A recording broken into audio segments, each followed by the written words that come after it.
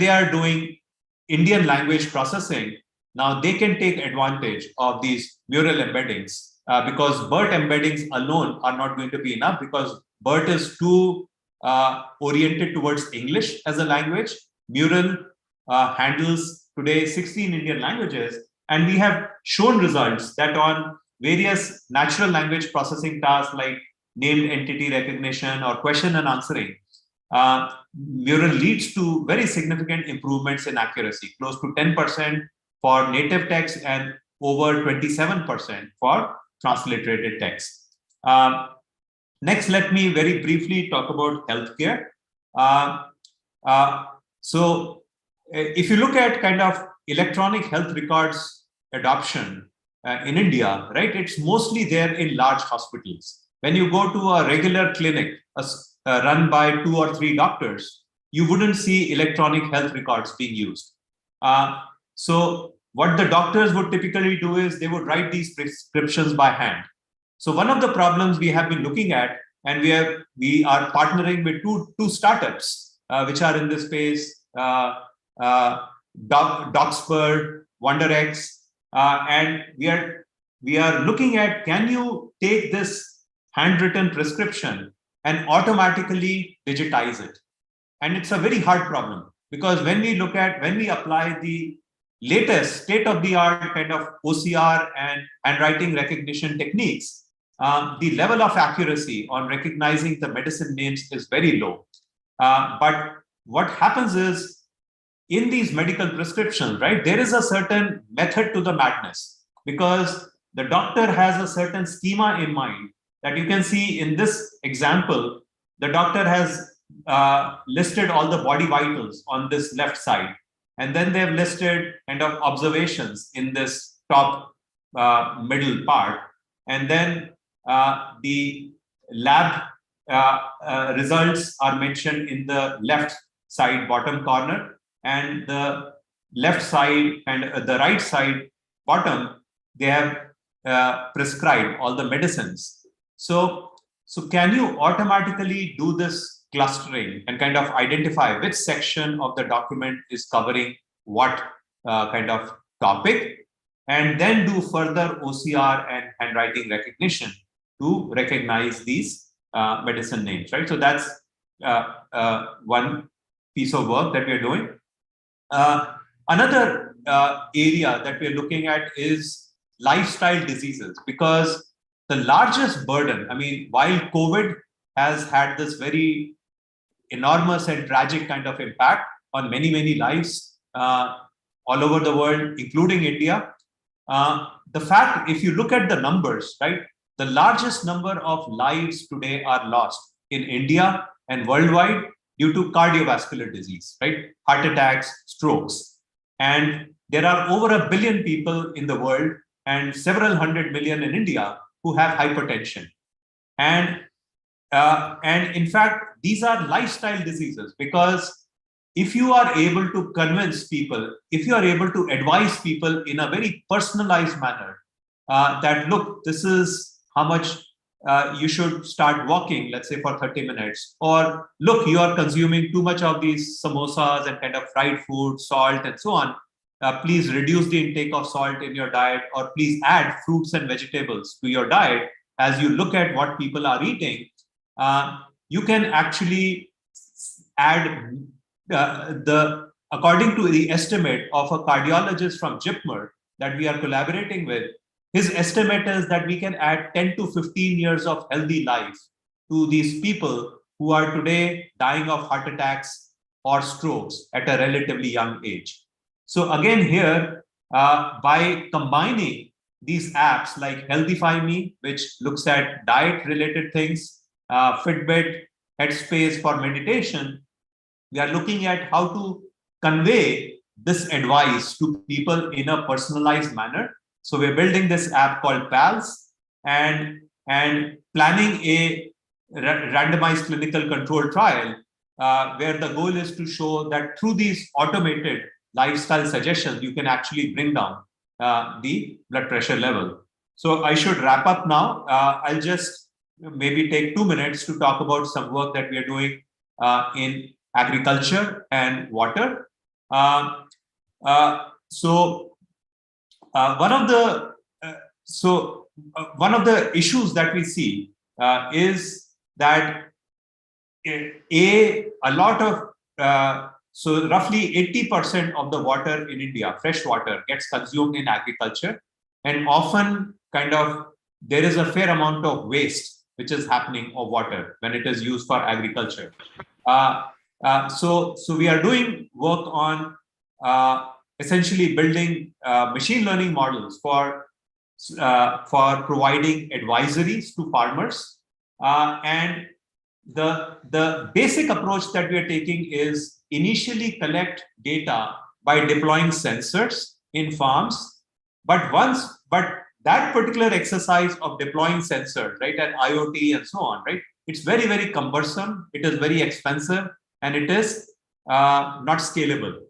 So our goal is to, after doing deployment of sensors in farms, we start building models by using that ground truth data. We start building models of how can you solve the same problems by analyzing satellite imagery. So can you, for instance, from satellite imagery of which is overlooking a farm, can you infer what particular crop is being grown and what is the likely yield of that crop? Because if you are able to do that, you can provide that information now in a much more cheaper and scalable manner, efficient manner, to banks, which are providing credit to farmers, which are providing insurance, crop insurance to farmers. And likewise, there are advisories that you will be able to convey to farmers. So again, I mean, in the interest of time, I will stop here. And if there is time for questions, I can take a few questions, but hope I've given you kind of a peek at, again, I mean, the way in which you can solve real world problems through the application of AI. And we are excited to provide these solutions and partner with startups in India that can utilize our AI-based technologies and build solutions, right, that work for their customers. So thank you. Thank you so much, Manish. It was a wonderful deliberation. We have the Honorable Minister from Government of Karnataka with us here. So Honorable Minister, Mr. Manish Gupta is the Director of Google. So, I would like to introduce both of you. So in fact, Manish, you had been mentioning many things with respect to medical sciences. He is actually not Sri C.N. Ashwath Narayan. He's Dr. Ashwath Narayan. He's a MBBS, he's a doctor. And a lot of things that you mentioned in your presentation can be useful for the provincial government of Karnataka. So maybe in future you can connect with him. Google already works with the government. He's an extremely dynamic leader. And yes, there are questions which has come, which I have to mail it to you because, in the interest of time, it will not be possible to get into the question answer mode. As layman, we see Google doing wonders to the world, but we never knew the fallacy or the engine which is going in the behind. So through your words, I think, layman, common people like us are in a position to understand what exactly is Google and how do you aspire to change the world in future times. So really appreciate your presentation. It's one of the best that I've ever seen with respect to artificial intelligence. And in fact, AI is going to rule the world. And you gave us snippets of that to our audience today. Thank you so much. Thank you for acceding to our request and coming and sharing your thoughts with us. We sincerely hope that in future we will get your support for our future ICC programs too. Thank you so much. Thank you. Thank you. May I now request, Dr. Ashwath Narayan, Honorable Minister of Science, Technology and Information Technology Education, Government of Karnataka. He will be sharing his words with us. Extremely dynamic politician. He is less a politician, more a doctor, more qualified corporate person. So I had interactions with him in his office. He was extremely cordial during my last visit to Bangalore. So Honorable Minister, we all are waiting for your views. So there are startups we have joined across the country, and 1,000 startups had registered, 300 startups has been pitching. Government of Karnataka, your own provincial government has been partnered to this program along with other states. So it's all over to you, sir. If you could kindly share your deliberation with us. Thank you. I would like to offer my good wishes. Namaskara. Good afternoon to all the dignitaries. I thank ICC for organizing the Startup India Week 2021. On this, we see the presence of our today's speaker, Director of the Google, Mr. Manish Gupta, spoke excellently, very relevant area, because India has a lot of diversity. Even with the diversity, how best we can connect each other with our own languages, that is very important. So the compulsion of learning language should not arise. With our own language, we should be able to transact and do business. Probably that's an excellent solution. Learning many languages, it's an option for each person. But trying to keep up our own language, retain and promote, I think technology is doing a wonders, and as well as many areas with regard to the health aspect and regarding the water management, agriculture, farming. Farming is the most important area. All the technology application is happening. You spoke about all the relevant areas, sir. I appreciate. And my good friend, Mr. Dev Malya Banerjee, I met him a few weeks back. It was a good interaction. And I now thought we'll be back here again with a short notice on this program, sir. Thank you. We are back virtually. Yes, virtually. And I appreciate the presence of all the dignitaries on this VC. Sir, with regard to the startups, probably state of Karnataka in our country, we were able to get the best of the best benefit. It has helped us a lot to be where we are. Technology and innovation has made a huge difference for the people of Karnataka. And through Karnataka, we were able to serve country and the entire world. And this is a way forward, which all of us need to embrace and promote. This should become the way of life and culture.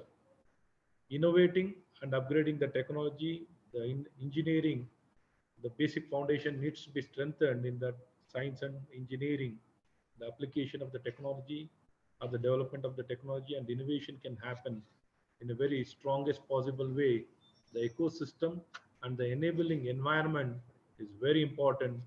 Probably our national education policy has come in the right time, and we are what I've seen in the entire national education policy, it completely revamps and revises the entire system and the core fundamentals. Earlier we used to go into more into a rote learning. Now the emphasis will be more on concept learning. Thereby, it ensures that the creativity or the critical thinking or the research component will be groomed in the very basic level itself. And most of us will be industry ready, and the innovation and the collaboration. Now the classrooms are not just limited to, the learning will not be just limited to the classroom or the college. The entire world will be its learning space. Probably with all limitations, we can overcome all the limitation and reach out and make the best use of all these things. And in this direction, our own state university, Vishweshwarya Technical University, we have completely revised and revamped the entire curriculum. It is now completely, it is in touch or in aligned with the industry, and the national skill qualification framework has been completely aligned. And internship, earlier it used to be only for 4 weeks, now it will be for 30 weeks. And the syllabus is almost on par with the IIT.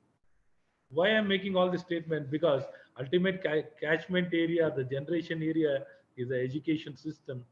This is where we need to look up.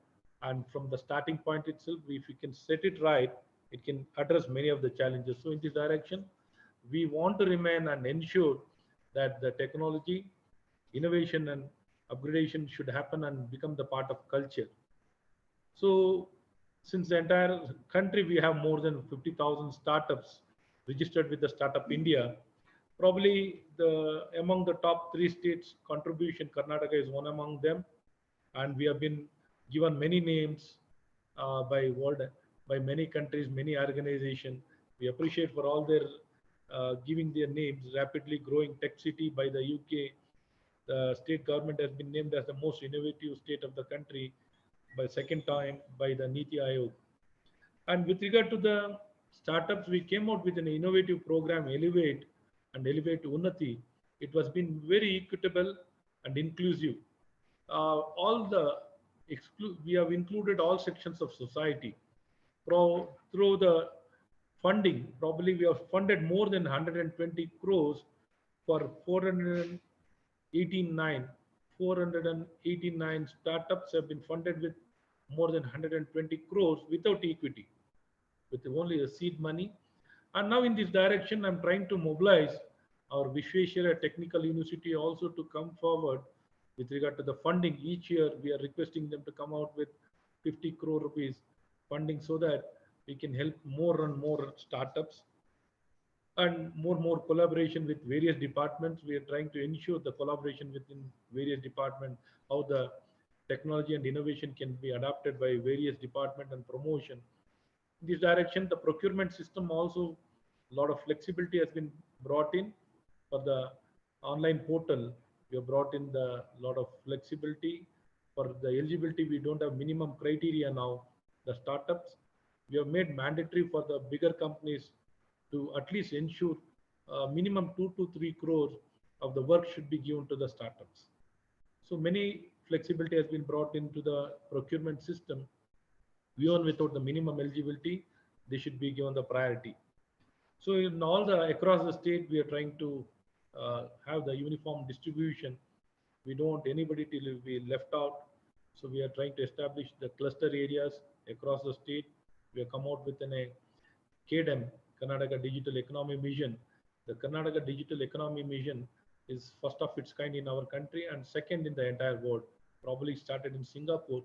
Now we are the first people to adopt this in our state, wherein the private players, the NASCOM, ASCHAM, and ISA, they have been given more than 51% share, and remaining 49% is held by the government.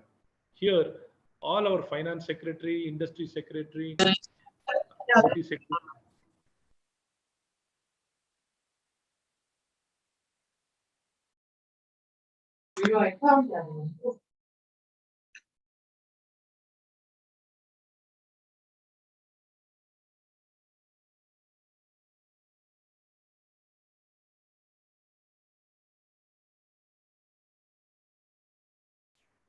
Okay.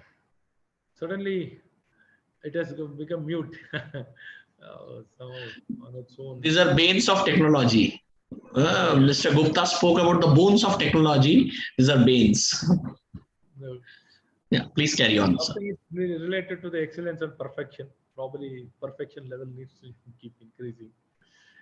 And we are come out with an KDEM organization, which is first of its kind in our country and second in the world, where it has been prioritized and focused with regard to the targeted investment and promotion of the policies to address the concern of all the technology companies. In this direction, it has become a big boon, and a lot of good work has been happening through the KDEM. And through KDEM, we are targeting to have minimum of 7,000 startups in the area of e-commerce and other areas. And we are trying to have a lot of incubators and accelerators, center of excellence, TBIs and academia to become the champions of innovation and promote the startups in a very big way. Within next 3 years, we are planning to have more than 7,000 startups. So we are trying to do our best and facilitate, and we are establishing 3 more MOUs to establish 3 center of excellence in the emerging areas of artificial intelligence, art park, and we are tied up with the World Economic Forum to establish the ethical and moral aspects for the technology companies. For this also, we are establishing a center of excellence. Probably all these things will be very conducive and helpful for the promotion and establishment of the technology companies, and we are willing to do whatever possible from our side and ensure to keep up the pace what has been gained in our state. We are trying to do our best to promote, and whatever suggestion from your side, we'll be willing to respond, and we want to establish and promote the technology and innovation in the state of Karnataka. Thank you. Namaskar. Thank you so much, Honorable Minister. That was truly a very, very appreciative speech. And, it was heartening to know the kind of steps that you as a provincial government you are taking for the betterment of the people of the state of Karnataka. It is a very, very important point. And I think, other states should also follow that you are doling out funds to the startups without even taking equity. This is clearly investing in the brains, clearly investing in the people of your state. This is something which is very, very important. And I think, other states of the country should also follow your footsteps, the footsteps of government of Karnataka, that without expectations, you are still banking on your young population who are future employment creators. So this is something very, very important. Thank you so much, for coming, joining with us and sharing your views. We at ICC, we have been engaging with government of Karnataka on multiple occasions for the last 5-6 years. We will, we will continue to, engage and work with you and your government under your leadership. Thank you so much, sir. Jai Hind. So now, ladies and gentlemen, we would like to welcome Mr. Kelvin Y. Kelvin, again, sir, Kelvin has been working closely with your state. He's from South Korea, Seoul. And, Kelvin is the president and CEO of, he's a global president rather, and CEO of Wavio. He has his office in India, he has his office in US, and he has his office in New York and in Seoul. So he's an alumni of Ohio State University and New York State University. Kelvin has been facilitating businesses between India and South Korea, working with the Indian provinces for close to 1.5 decades now. So Kelvin, if you could share your thoughts. I would like to introduce you to the Honorable Minister of Education and Science and Technology, Government of Karnataka, Ashwath Narayan, Dr. Ashwath Narayan, he is here. So it's all yours, Kelvin. Kindly, share your views with the August gathering. Okay. Mr. Demaria, thank you so much for inviting me for this honorable event. And Mr. Ashwath, thank you. It's very nice to meet with you. And first of all, my company's been around for 22 years, starting from New York, and have started India business about 17 years. And also I have offices in Korea and other cities in Korea. My main business goal is now, helping Korean company, promoting Korean company going into India, which is some startup levels or incubation level and expansion level and a variety of sector. Closely working with the Ministry of Trade and Industry and Energy, Ministry of Technology and Science, and Ministry of Environments, and Ministry of Small SME. Many of the ministries are working with me very closely, promoting a global businesses, especially global technology commercialization is my main goal. Last 17 years, I've been seeing India changes and growth, and especially also interest from a Korean company growing recently. And of course, Samsung, LG, Hyundai, and many of the big companies are doing well in India with a lot of strategic partnership with Indian partners and clients and things like that. But however, it's a small to medium sized sector. Actually, don't get wrong, small to medium size not that small. There are somewhere $1 million turnover to $1 billion turnovers, and some are publicly traded company. Still, India market is very new to them. Especially ICC, Mr. Demalia, and last 4 or 5 years, we've been promoting India's opportunity to this Korean company. So again, during this, this Corona, even before, many of the Korean company setting up their manufacture and startups doing China and also South Asia is start moving toward to a new destination, which is nowadays is getting more interest in India side. I'm also gaining more information about how influence and how deliver this Indian information to Korean companies now. The biggest my homeworks and role, and also Karnataka, is one of the interesting destination that we've been working very closely. I made a lot of a delegation to bring e-mobility related, automotive related, agricultural related, many of them as well. So we're exciting, and also we like to see all the new policy coming up. How I can make this benefit to Korean companies to start in India businesses, and many of them also a lot of great startups that they have a great idea, but unfortunately Korean markets are small, or that technology cannot be commercialized in India.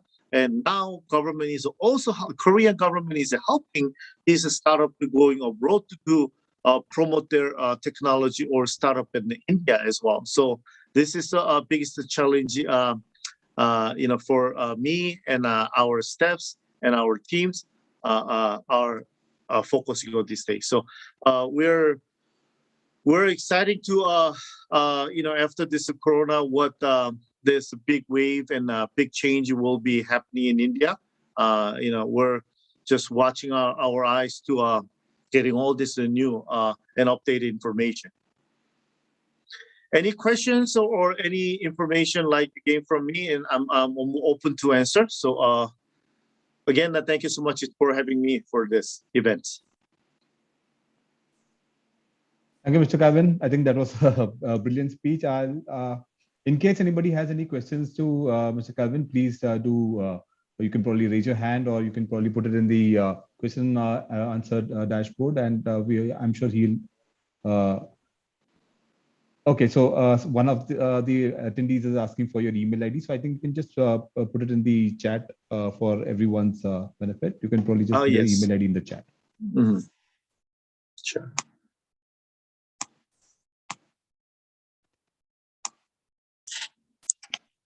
Okay, I think there's one question which might be addressed to you. How is the support for electric vehicles mobility startup? In Korea. Yeah, in Korea. And also further to the question, I'm into physically handicapped and agriculture e-cargo startup with 25 plus years.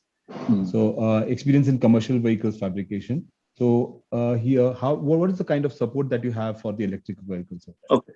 Right now, that Korea I'm also lifetime member of E-Mobility Association of Korea. This is the biggest e-mobility association, including all the big companies are joined in. And my role is promoting this company and technology and solution to global. But e-mobility is not just the hardware. We have to understand that making a hardware is not that the super science technology. Most important thing is how we can plug it into smart city solutions, and plus the solution for tourism, agricultural, and even ESG is coming up. It's coming. It's already we're facing it. So we need to reduce this carbons and all this kind of thing. E-mobility is something we need to really have this technology as a solution. So Korea is already been successfully implement all this e-mobility solution from the small size of a city and whole entire country, even agriculture side and things like that. So Korean government, organization, even association, even company are ready to provide this solution to India's needs. That's something we should be able to work together closely with India. Great. Mr. Calvin, I see that you have posted your email ID in the chat, but it has not gone to everyone. Is it okay if I share it with everyone? Yeah, please. Okay, great.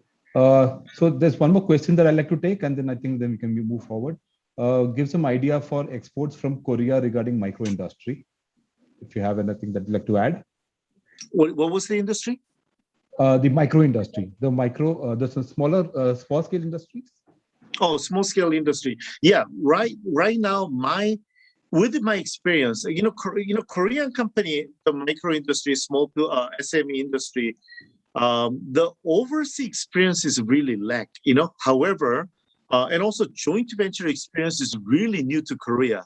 But India has been exercised this almost many decades for this the joint venture the scheme of the businesses. So Korea has a great technology and also great the investment type of things, and with the India market and plus India, investment capital plug in together and markets. The joint venture model is going to be the one that I am educating and challenging to the Korean companies, especially SME sectors. Great. And also technology transfer is another way, and technology licensing is another way also. This is another challenge.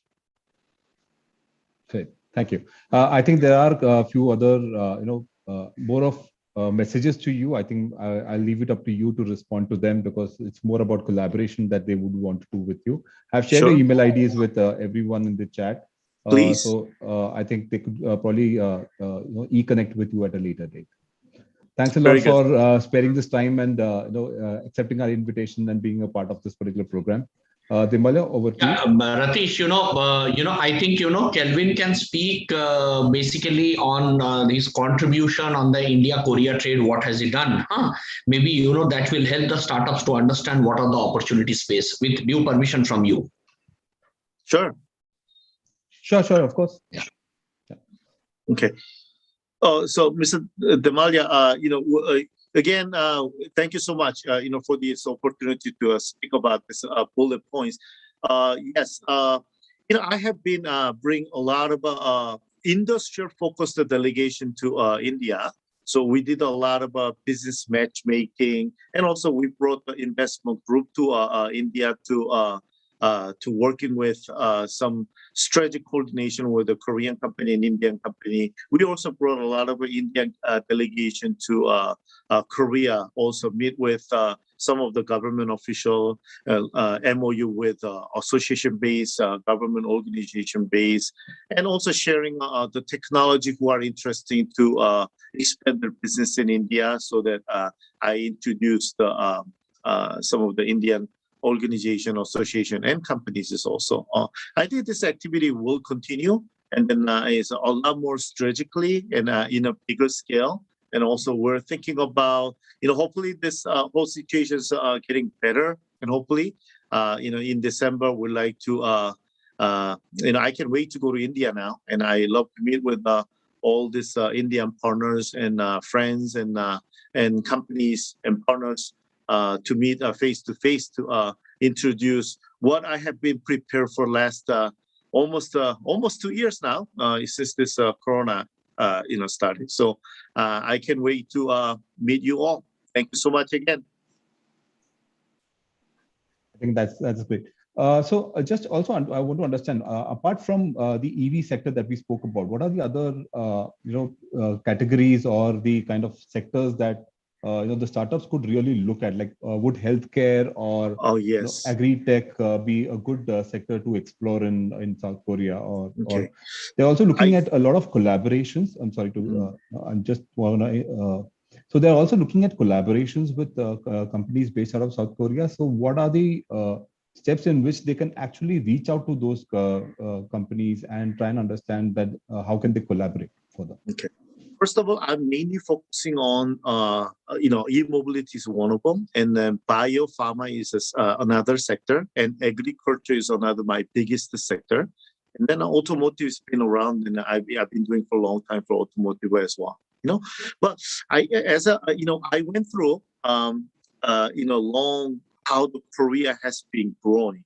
And since, Korea after a Korean World War and Second World War, we're the poorest country in the world, no technology whatsoever. How the Korean has been diligently, focusing on R&D, and manufacturing and all, so we became a very well developed country now. And I've seen all this growth, and then some of the specific industry sector I'm just looking at.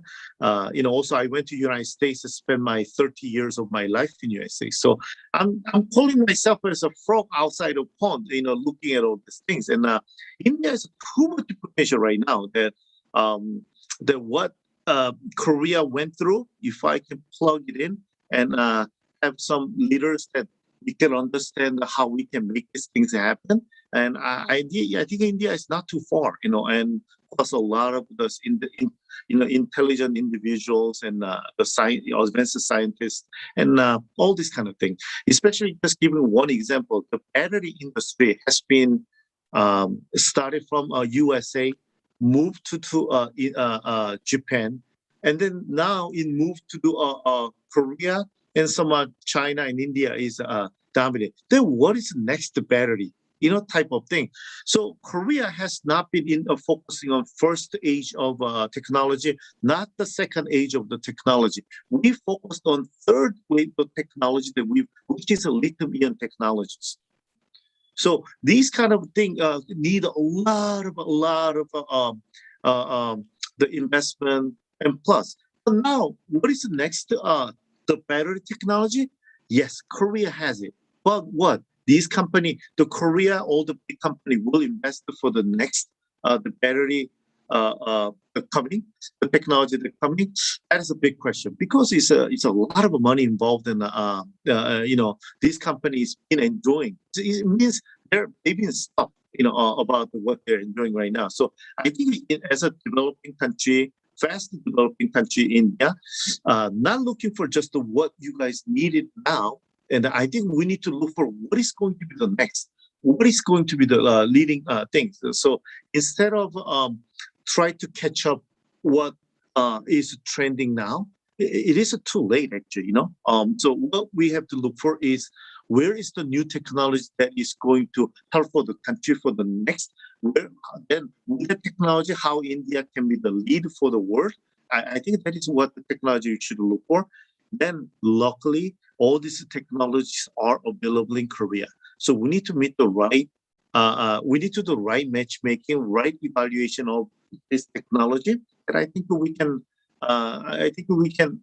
work together as a really brother country like, and then we can, we can help the world. Right, great. So just another question. Just want to understand what is the kind of investor resources that we have in South Korea for all these startups. So we have a lot of startups who have joined us today. So, and if they are looking at some kind of funding, so do we have an investor ecosystem for startups in South Korea?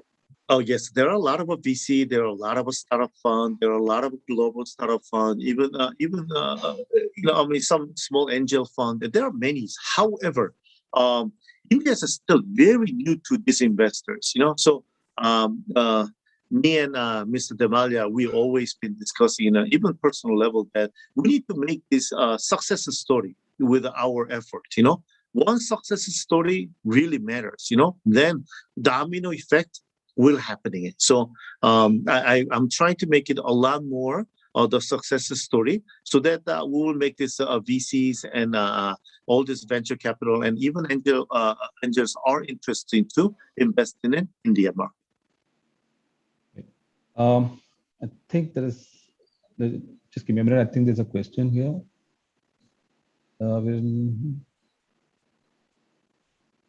Okay, no, so that's not a question. Great. So I think with that, would you want to sum up the entire session that you had with a few closing remarks from your end? Again, I spent 17 years in India, and I do see a lot of still potential. And last 5 years is amazing changes, amazing growth of India. This is 5 years before and 5 years after is completely different.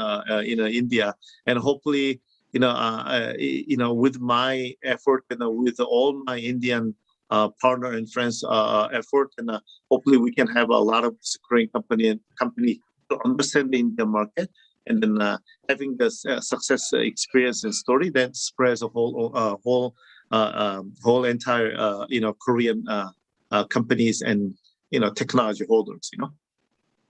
Thank you. Great. Thanks a lot. Thanks a lot. Nirmalya, you want to sum it up? Yeah. Yes, thank you, Ratish. In fact, Kelvin has been working closely with ICC also. And, I recall, he being very, very instrumental in getting 17 companies from Korea to invest in the state of Karnataka. He had been also working with the state of Telangana. He himself is an active investor in the state of Andhra. He has his own factory on biomedical devices, right, Kelvin, in Tirupati. So he's more Indian than a Korean. He's a friend of India, and he's more Indian than a Korean. That is the way I sum it up. At a personal level, obviously, we are very dear friends. And Kelvin, people like Kelvin are needed to forge the synergies between India and South Korea. And he has been dedicatedly working in terms of matchmaking, dedicatedly, bringing companies and ensuring that the investments happen. He's getting in actual foreign direct investments into the country. So I think, as national chambers, we need to support professionals and, like him. And through him, ICC has also hosted the mayor of South Korea. So, I think, we need to, salute his contribution to our country. And the least that we can say is that he's more Indian than a Korean. Thank you so much, Kelvin. Really appreciate your time. Thank you. Really appreciate your time. And we will now move on to the next session. So, yeah. So, Mr. Nair, I'll move it to the next session now. Thank you. Please. Thank you. Thank you. So, Honorable, High Commissioner, our High Commissioner to Pretoria, Mr. Sarkar, His Excellency Mr. Jadeep Sarkar is here. Namaskar, sir. You are here. We also have got one startup from Johannesburg, and we also have, the CEO of Innovate Durban. She is, Aurelia Albert with us. So thank you so much, Your Excellency, Mr. Sarkar, for taking your time out and, for choosing to join this session. So may I now request if you could, share your views with the August participants. This is a very, very large program which is happening. 1,000 people have registered and 300 people, startups are pitching, 7-8 provincial governments of India, they are partners, and 3-4 countries, are supporting us. We are extremely grateful to you for getting the support. Your team has thanked so much at the very onset for that, and may now thank so much at the very onset for that, and may now request if you could share your deliberation with the participating startups. Thank you, sir. Thank you very much for inviting me. I'm very happy to participate in this conference. I would first like to thank and congratulate the Indian Chamber of Commerce for organizing this Startup Week, which brings together all the different stakeholders, the venture capitalists, private equity funds, incubators, universities, governments, etc., all at one space. But I'm particularly happy that you have chosen to also get out of India's comfort zone in this space and focus on other countries, for example, like in Africa. I think such initiatives will help to connect India's startup ecosystem with different markets, including those with which Indian industry is less familiar, but where there are both opportunities and learnings. Coming to South Africa, my assessment is that the startup industry here is poised for growth. The government of South Africa has prioritized the promotion of the fourth industrial revolution to bring about a quantum technological leap in the economy. The country has a number of strengths that provide for a potentially strong ecosystem for the startup industry. Firstly, South Africa, like India, has a young population with a median age of only 27. South Africa also has a very high literacy rate, which is 99% among youth. The unique subscriber penetration rate of mobile phones is 170%. The country also has the most advanced and diversified industrial structure in Africa. The downside in this sector is the high cost of data, which has prevented more rapid penetration of internet-enabled services among the population. In particular, I would like to say that South Africa has an advanced university system, and its universities such as those in Cape Town, Witwatersrand, Pretoria, Stellenbosch, feature regularly among the top universities, not just in Africa, but also in the world. Of particular interest in the startup world is the Western Cape, where we have two of these universities, Cape Town and Stellenbosch, which are both centers of innovation. And these universities are also following similar models of incubating startups.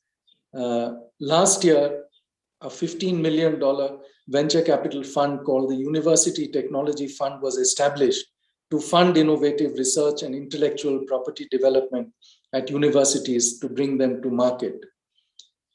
The way they see it here is that the advantage of university-based startups is that a lot of the research is often grant funded, so that startups can be spun out of these universities with no debt and clean equity. Two areas in which South Africa's economy is advanced are agriculture and retail on the one hand, and finance and insurance on the other. According to recent reports, a number of startups have emerged in Africa and South Africa in particular, offering products in the agricultural sector such as drone-based farm monitoring, electromagnetic induction soil scanning, and geographical information system mapping. According to the South Africa Venture Capital and Private Equity Association, fintech is the fastest growing sector, attracting early stage funding among startups. I think with regard to India and South Africa, there are potential learnings from developments in each other's markets. I mean, startups typically begin small, so it's difficult to conceptualize an intellectual connect between a small startup in India and a small startup in another country. What do they have in common? But I would say that there are potential learnings. South Africa, like India, has high income differentials and is, like India, a highly segmented market. In both countries, the challenge is to scale up ideas and products to penetrate the rural markets where the majority of the population lives. Some time back, I had the occasion to meet the founder of SnapScan, which is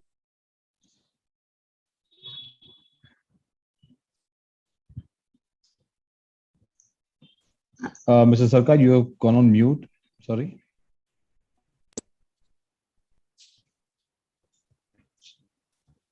Am I audible? Yes, sir. Please continue. Yes, sir. You're audible. Some time back, I had the occasion to meet the owner of SnapScan, which is a popular payment app in South Africa. And he told me that people were watching very carefully how payment apps in India were increasing penetration into low-income segments. Like in India, in these segments, in South Africa, there is resistance to paying banking charges and connectivity issues. Another area which has potential vis-a-vis the two countries is e-learning. South African companies have shown interest in this area and how this sector is developing in India. The South African company Naspers announced in 2018 that it was leading a combination primary and secondary $540 million investment in Byju's, the most popular K-12 learning app in India.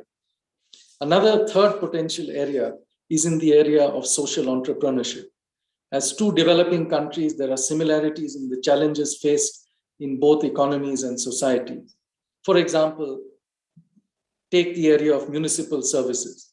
Given the high density of population in many urban habitats in both the countries, local governments have found it extremely challenging to provide basic civil and municipal services efficiently and at reasonable cost. Therefore, in both countries, there are startups which are trying to improve and which can learn from each other. One particular area I can mention is garbage disposal services. So we need to study whether these models that are used in one country can be scaled to the other. I'm delighted that today we are going to witness the signing of an MOU for cooperation between the Indian Chamber of Commerce and Innovate Durban. I'm sure that this MOU will pave the path for a strong cooperation between both organizations to support the startup ecosystems, particularly in Durban, a city with which India has a historical bond, as a large number of people of Indian origin have made it their home. And it also has the iconic Phoenix settlement where Gandhiji lived and worked for many years. It's time, I think, that we spread our connections not only at the national level, but from province to province. At a broader level, it is pertinent to point out that there are indications that the economies of both our countries are recovering quickly from the impact of the pandemic. The IMF has projected India to be the fastest growing major economy in the world, with a growth rate of 12.5% this year. At the same time, the South African economy is projected by the South African Reserve Bank to grow at 4.2% this year.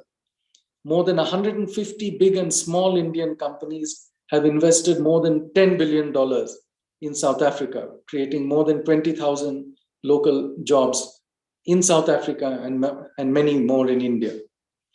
Indian investments in South Africa are growing in sectors like automobiles, IT, financial services, hospitality, mining and metals, and pharmaceuticals. South African companies have also invested a substantial amount in India.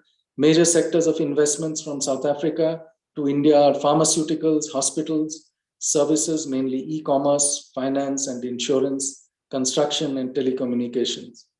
The company I mentioned before, Naspers, alone has invested nearly almost $3 billion in different ventures in India in the last 8 to 9 years. So the scenario that I have outlined shows a lot of potential for connections between India and South Africa broadly in the IT sector, even more specifically in the startup space.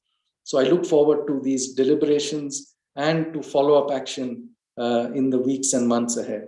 I thank the Indian Chamber of Commerce once again for organizing this initiative and for inviting me. Thank you very much.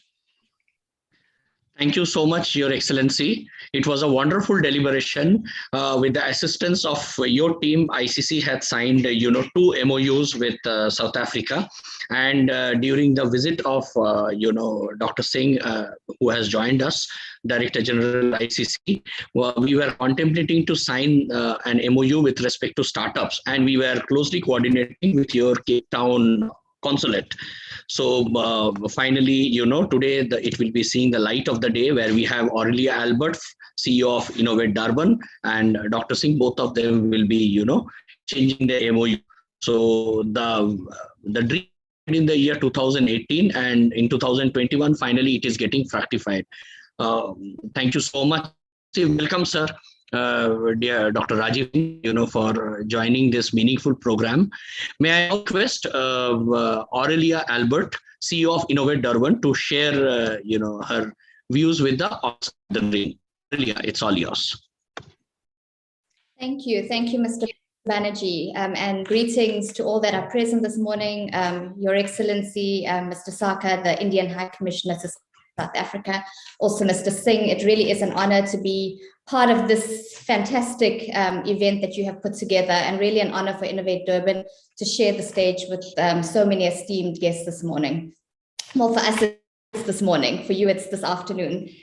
So I've got a presentation to share. I'm just going to try and share my screen.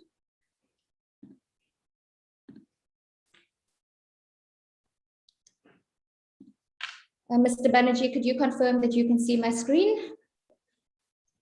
Yes, you're absolutely, visible. Okay, thank you very much.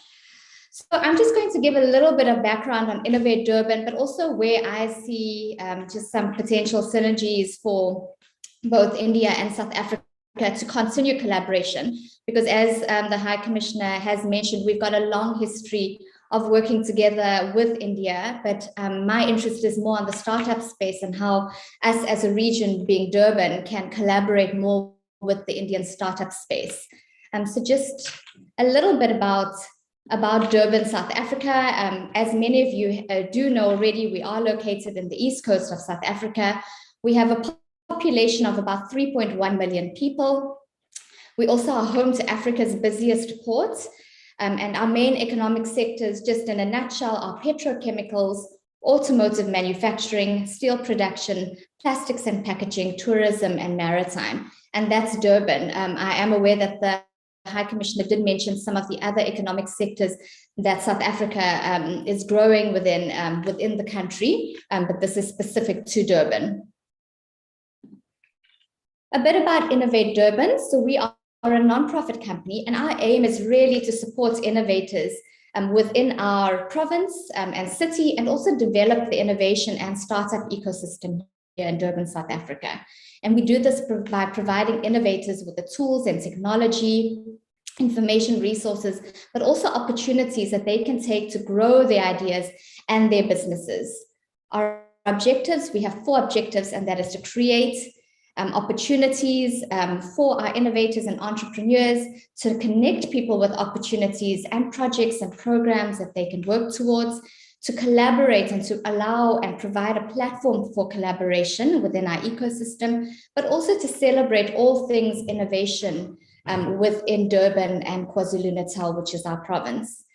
Who do we support? We support innovators, governments, academia, business, but also other support organizations within Durban. And our objectives are met by running programs and activities through the virtual and physical platforms. We have 3 program areas: and innovation support focus. We also do a lot of work in terms of capacity building and skills development. As the High Commissioner mentioned, our government is taking the 4th Industrial Revolution very seriously, and a lot of our skills programs are geared towards getting people upskilled so that their skills remain relevant, but also are geared towards future skills development. We have a renewed focus on research, and we also provide a number of platforms, one being a physical space for innovators called our Innovation CoLab. So just a bit about the startup ecosystem in South Africa. I hope I'm not going to be repeating what the High Commissioner has already mentioned, but just in terms of our rating, in terms of the global startup ecosystem. At the moment, we are rated in 48th position, which has increased from previous years. Our ecosystem here in South Africa is also one of the most developed in Africa. We have sophisticated consumer markets, a strong corporate sector, which you already know, and also sophisticated entrepreneurial talent.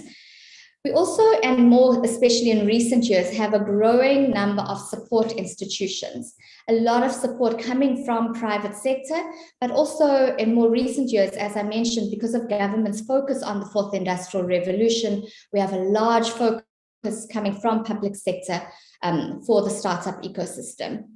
There's also been a large focus on buying and producing locally. So even more so in recent years, we've got a very big buy local campaign that's been going on in the country, but also within specific cities.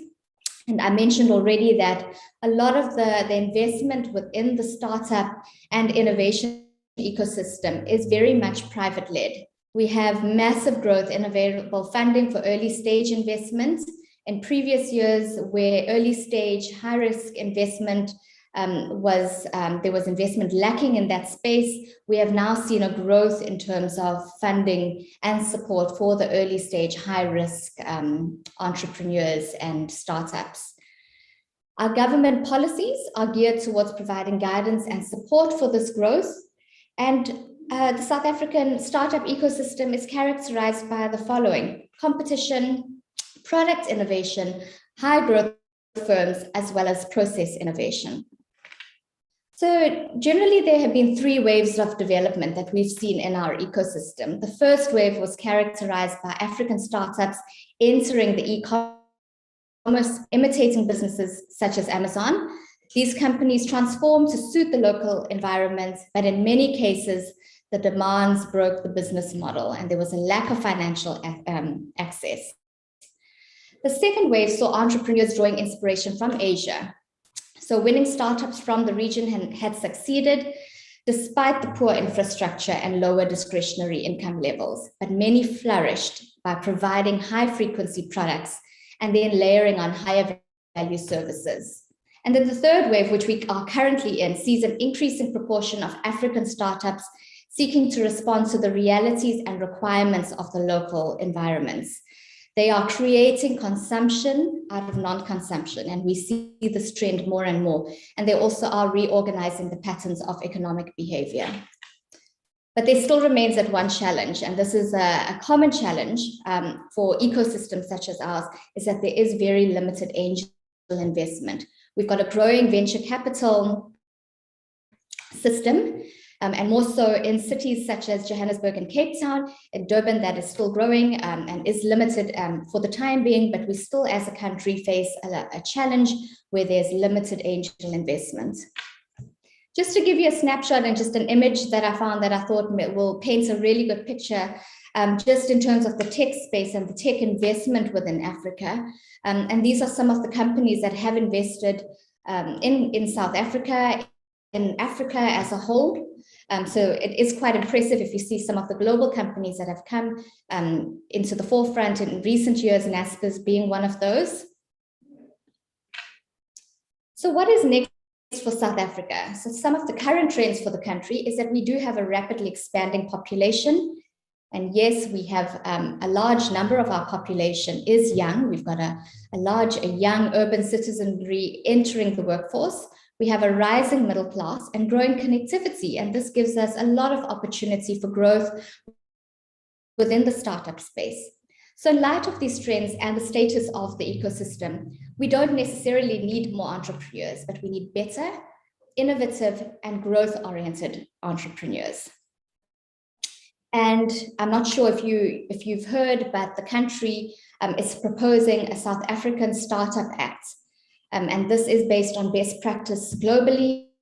And this is innovation-driven startups with a turnover of less than 100 million Rand will be exempted from the limitations of existing policies and the red tape that constrain growth and their ability to contribute to job creation. And so doing so, and by creating the Startup Act, we will accelerate the socio and economic spillover of startups to the rest of South Africa. So that is a proposed act that is currently being tested out within the country and hopefully will be instituted quite soon. So just in terms of some opportunities for South Africa and India in terms of our continued collaboration, I mentioned that India is still a key strategic partner for South Africa. We want to create scalable business models that target the Indian and international markets. I've mentioned the South African Startup Act provides its own opportunity by leveraging and growing the existing ecosystem so that we can become more successful both locally and globally, but also an exchange of bilateral knowledge, funding, and market opportunity to early stage enterprises. There's a huge opportunity in both countries that can leverage this. And then partnerships in sectors such as fintech. As you know, that within the country, we've got a really successful and growing fintech space. We also, as Durban specifically, have a unique interest in mobility and logistics, being home to the busiest port in Africa, but also health tech and ed tech, growing sectors within the innovation and entrepreneurial space that really offers a lot of opportunity for both countries to collaborate on. And then because of our challenge being angel investment, I do see some opportunity in terms of angel investors. And that is my presentation. Thank you very much. I am really excited to hear what comes out of the deliberations for this collaboration, but also the session that we're speaking on. I'm also joined today, and she'll get her moment to speak just now, by Mbali Shlongwana. Mbali, just to give you some background, is an innovator or past beneficiary of Innovate Durban and the program that we have run. And so it really is an honor to be sharing the stage with her as well today, and just to see what has come out of the activities and programs that Innovate Durban has put together. One other thing that I want to mention is that Durban has a lot of social innovations that come out of the city, because we've got a large focus on grassroots or community level innovation. And I definitely think that that is an area that I would love to see more collaboration around. I think we have a lot of similarities to India in the developing space, and a lot that we can learn from you, but also there's an amount that you can learn from us. And I really hope that this collaboration and the future signing of the MOU does allow for that collaboration to take place. So thank you very much.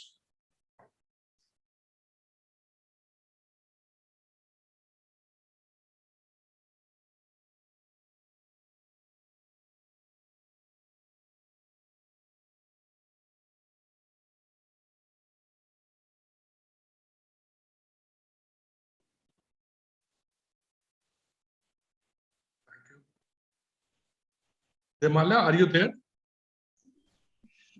I think he's got some technical problems. Thank you, Ms. Aurelia, for that wonderful presentation. I think there are a lot of the startups would be interested in looking at those kind of partnerships with Innovate Domain. May we have with us Ms. Mbali from Ping CDR. Ms. Mbali, are you there? Yes, I'm here. Thank you so much. Great. Over to you. Thank you so much. Firstly, thank you so much to Aurelia for the great introduction.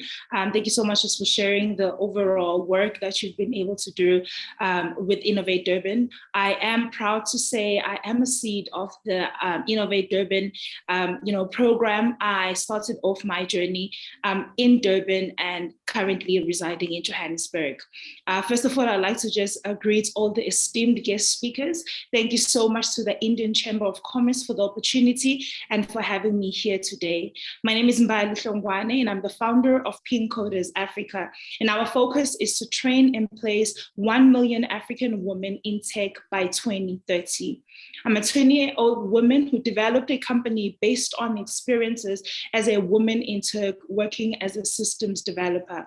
As Aurelia previously mentioned, I am a seed of one of their programs. And so my journey started when we participated in an Innovate Durban Hackathon Challenge. And our task was simple, was how do we turn Durban into a smarter city?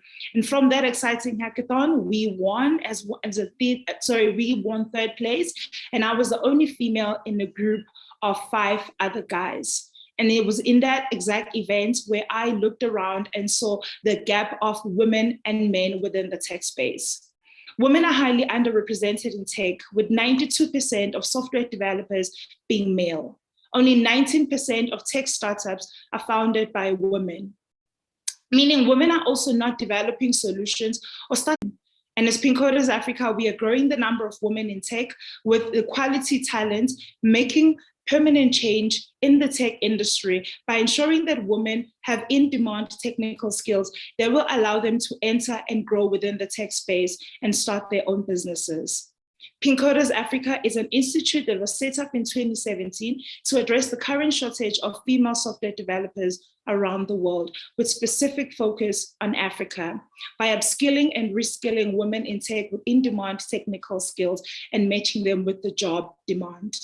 There's a desperate need for female talents, with over 300,000 people employed in tech yearly and 500,000 startups funded yearly. Women are still a minority in this space. At Ping Coders Africa, our core mission is to harness and strengthen the strengths of African women developers and entrepreneurs, to build skills capacity and generate critical mass needed to compete effectively. Ping Coders works with leading tech organizations to train women on the latest technology. We offer a number of tailored tech programs and certify engineers and give them industry experiences, working on real-life solutions and fostering entrepreneurship and innovation. Ping Coders Africa, we are growing one of the largest pipelines of African software developers and data scientists, with women from ages 18 to 35 years old. And we are now expanding in 5 African countries, having trained over 200 women within South Africa already. We are, with 30% of the women that we have trained at Ping Coders Africa, 30% of them have found long-term employment. We have established a widespread network and presence within the South African markets, with partners such as Google for Africa Startups, Liquid Telecom, Kaiser Chiefs, Deloitte, Vodacom World, Kaiser Chiefs, and also working on a number of projects with Innovate Durban. Pink Coders Africa has a 90% representation of Black women in tech, which exceeds the percentage of Black women in tech globally. While there are companies and individuals that have identified the same challenge that we are building, that we are solving as Pink Coders Africa, what sets us apart is that we have developed and connected women with in-demand technical jobs. And as Pink Coders Africa, we are proud to be expanding and developing a pipeline of women in Africa. We are excited to be developing a program. So we are excited to be developing a company that is so supported by a tech ecosystem in Africa. And as mentioned by Aurelia before, South Africa has become one of the growing countries when it comes to supporting tech talents. Thank you so much.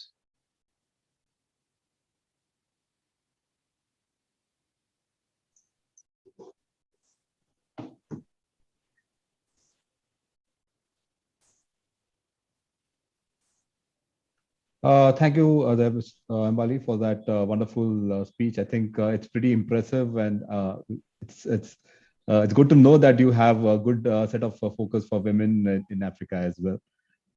Moving forward, we have an MOU that will be signed between ICC and Innovate Durban. May I request Dr. Singh and Ms. Aurelia to please turn on your camera, and you can probably just let us know once you signed the MOU, and could probably put it up so that everybody could see that.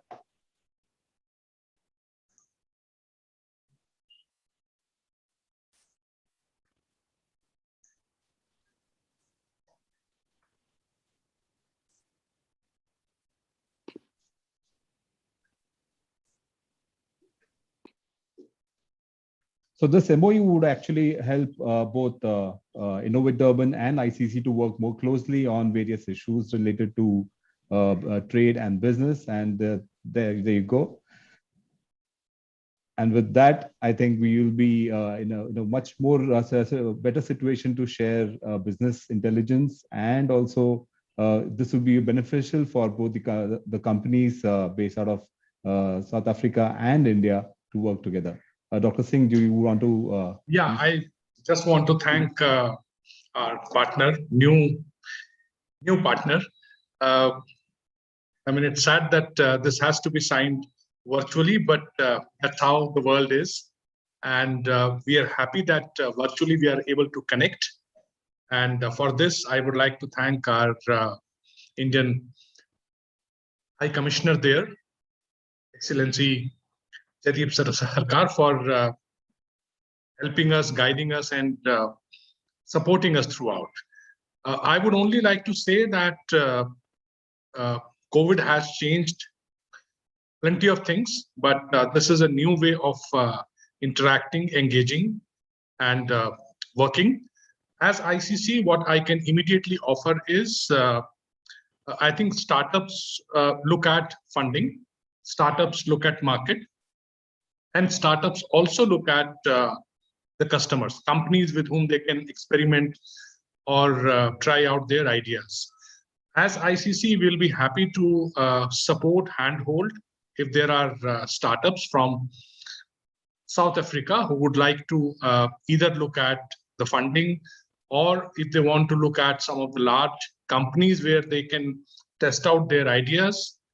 And there is another area which I think both sides startups can also look at, that is sharing experiences, best practices, because sometimes rather than reinventing the wheel, it becomes a good option to collaborate and look at what each side has done, and maybe easily partner scale up. So startup to startup cooperation is quite possible. We can explore that.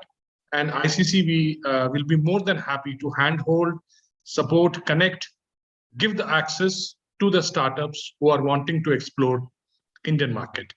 And I once again thank Aurelia and Innovate Durban for signing the MOU, and we are truly happy about it.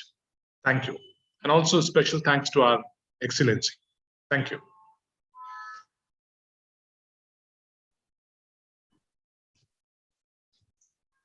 Thank you, Dr. Singh, for that wonderful speech. Ms. Aurelia, you would like to elaborate a little bit on the MOU?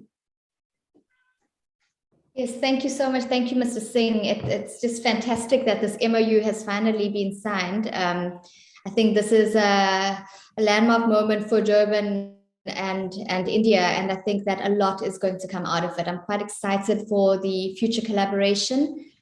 I'm quite excited to see that there finally is an agreement in place where startups can collaborate with each other, but also to see investment in both countries growing through this MOU. And I think that's quite an important element of the MOU, the collaboration, but also the investment in many things, in knowledge, but also business investments.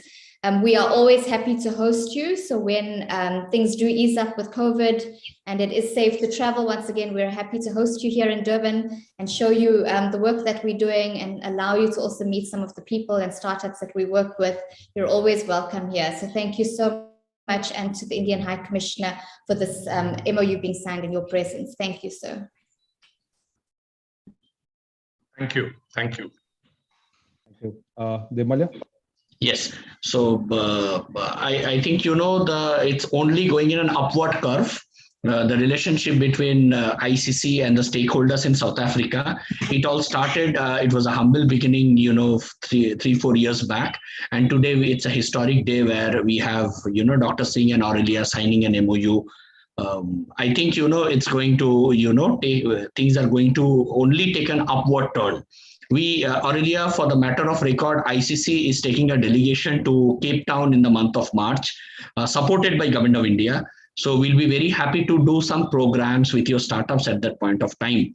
This will be, we work very closely with Cape Chamber of Commerce. We meet them whenever they're, and they also participate in our programs.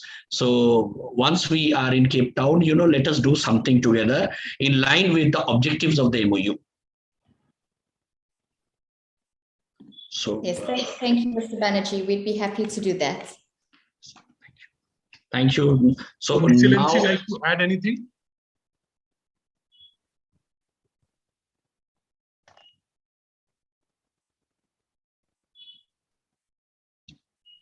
sir, you are on mute.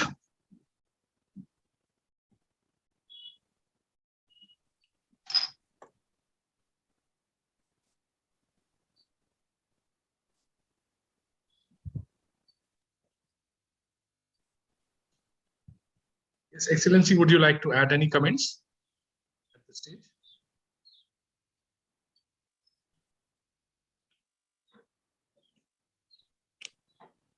There is some network issue.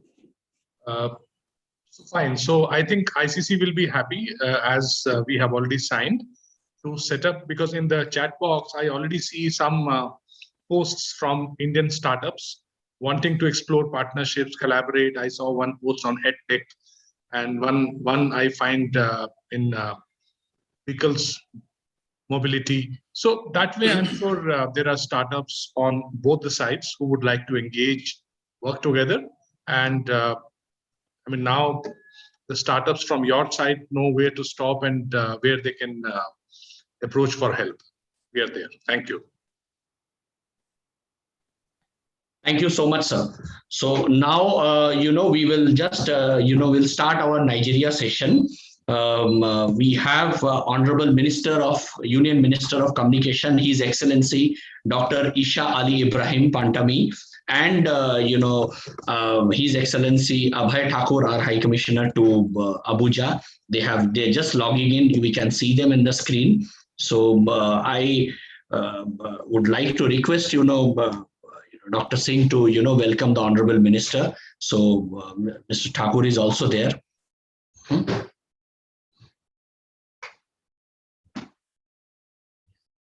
Yes. So yes. The minister is about to join. Yeah, he's there. They have come to our High Commission for this program. So, setting up they will join in 30 seconds. Sure. We'll wait. Yeah. So.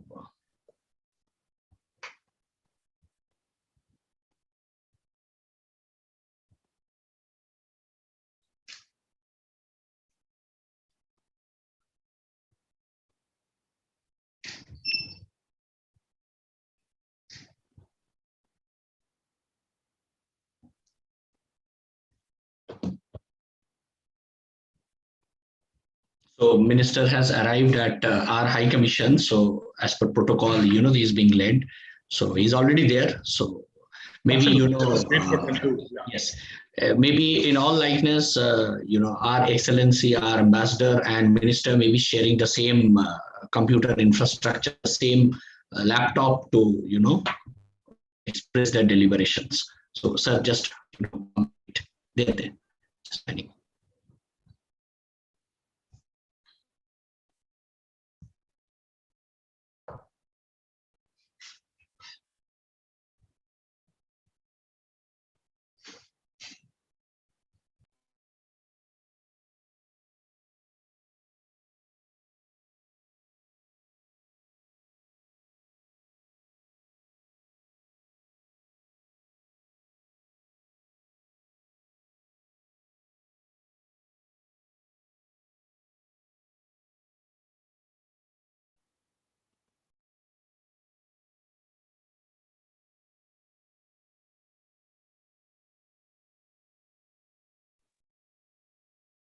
Hello, we're calling from the Indian High Commission. Can you please hear us, Mr. Banerjee? Yes, Mr. Surendra, we can hear Hello. you. We can hear you. Yes, you can hear. Oh, yeah, okay, good. Thank you. So we are waiting for the excellencies to join. Okay, thank you. Yeah, you can please wait, Minister is on the way. Yeah, if you could Okay. also switch on the camera. If you could switch on the camera, Mr. Surendra. Yes, good morning, I'm the High Commissioner. Yes, good afternoon. Morning, Excellency. Yeah, good afternoon. Yeah, we are waiting for the Minister. He is about to start in a few minutes. And as he is approaching the High Commission, we'll let you know. So we have to wait for some time. Sure, definitely. We'll wait for it. The Minister's protocol officer is here already. So he'll be waiting. We are privileged that he is joining us at the mission. Absolutely. And thanks to you for that. No, thank you. We were wanting to set an arrangement where he can speak more comfortably, but I think there's only one camera, so we leave it at that. Okay, sure. Okay, so be connected. I will be receiving the minister outside, and Right. when we are here, we'll come back. Definitely. We'll wait. Thank you. Sure. Thank you, Excellency.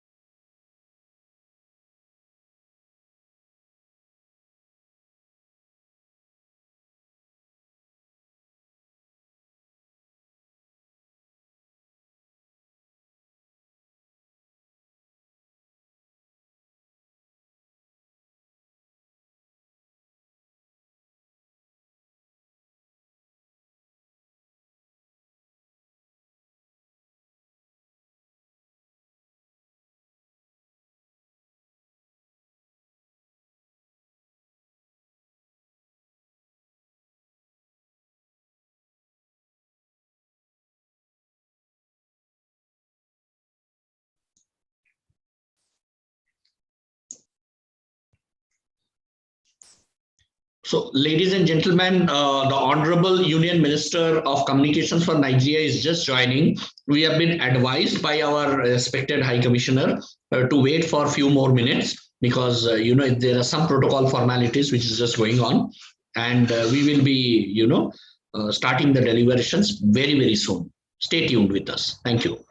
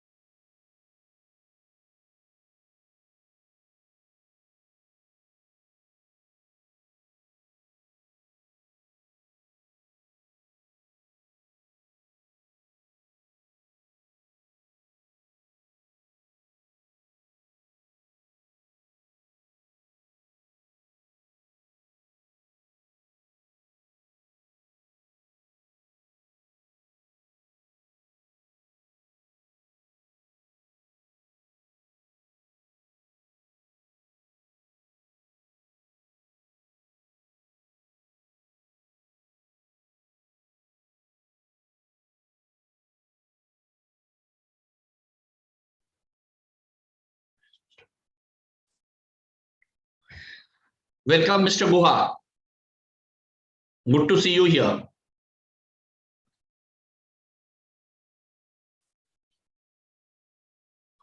For having me. Yes, we can hear you. So good to see you here. Your colleague Manish Gupta was speaking some time back. So, we have a session with the Nigerian, government and our mission. And then we'll start the deep tech session. Sure.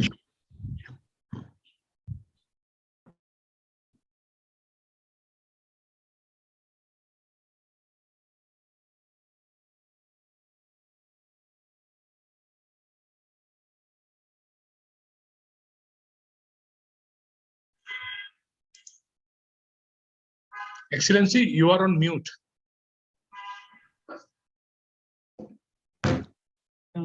Can you hear me now? Good afternoon. Good afternoon. Yes, please. Yeah. So, while we wait for the minister, we have his protocol officer already in the High Commission, and he is carrying the minister's speech in his hand. So we wait for Honorable Minister to arrive. We have a speech, but we are waiting for his in-person arrival. So, I thought while, we are all among professionals. So, I can speak a little bit about how I see Nigeria and the ICT sector while we wait for the minister. And then when he actually comes in, then I'll quickly, have a very short welcome for him. And then we'll request him to speak so that in the interest of, time and everyone's time is respected. So maybe the convener can actually start off by introducing the session a little bit. Then I can speak, about how I see Nigeria, and as and when the minister comes in, we will straight away give him the floor. Sure. I hope that's okay. Absolutely. Yes, Demarlo, let's start. You can initiate. So, ladies and gentlemen, it's a proud privilege for us to welcome His Excellency Shri Abhay Thakur, Indian Foreign Service, who is with us today. He is our High Commissioner to the city of Abuja, the capital city of Nigeria. And Mr. Thakur, His Excellency Mr. Thakur is a very, very seasoned diplomat. He has earlier been posted at Port Louis in Mauritius. He had earlier worked in Vietnam, and now he has earlier worked with as a director in Foreign Minister's office, and now he's our representative, our High Commissioner in the city of Abuja in Nigeria. So ICC had been working very, very closely with his office under his leadership, and we have been regularly taking delegations to Nigeria with the objective of improving and increasing the India's share of exports in power and energy sector. We have been getting stupendous support from His Excellency and the team to further India's business interest in that part of the world. We have also done, India-Nigeria Business Forum in the pre-COVID days under his leadership, where he personally got Dr. Isha Ali Ibrahim as the chief guest. And the sessions were focused mainly on energy and defense. So, sir, it's a privilege to work under a dynamic leader like you, who has been genuinely working towards furthering India's interest with Nigeria. Nigeria has got a huge Indian presence, and Indians, rule a lot of things when it comes to business and economy. And that has become possible only because we have seasoned and senior and grounded diplomats like Mr. Thakur, who exactly knows what needs to be done, and the stakeholders are extremely happy to work under his vision and his guidelines. Thank you so much, sir. We would like to welcome you formally to ICC. You have never said no to us. In continuation to that, today also you are here. Please, share your remarks with the August gathering. Thank you. Thank you so much, Mr. Devmala Banerjee. Let me thank the ICC Kolkata for its initiative, not only in, 1 or 2, like we started our association in the power sector, but over the years, I have seen that ICC Kolkata has really diversified its activities and now is holding a very important startup week and you have rightly chosen Nigeria as one of the country sessions. And it's my privilege to speak to the stakeholders and businesses and professionals in this forum today. So let me begin by saying that while we wait for Honorable Minister for Communications and Digital Economy, Mr. Isa Ali Pantami, I would let me highlight a few aspects of Nigeria and where we see, greater possibilities. So let's first things first. Nigeria is the most populous country of Africa with a population of 200 million. One of our largest trading partners. In fact, in terms of overall trade, the volume is nearly $14 billion, and it's our largest trading partner in Africa, and probably the second largest export destination at about $3.6 billion of export in the year 2019-20. Last year, it saw a bit of a decline due to reasons which were, really COVID related. But I'm very happy to say that in the first 6 months of this year, 2021, our trade has shown a 70%. Our exports have shown a 70% increase from about $1.4 billion to nearly $2.2 billion. So the trajectory on which India and Nigeria were working prior to the pandemic is pretty much back. The momentum is back, and in fact, it is becoming stronger.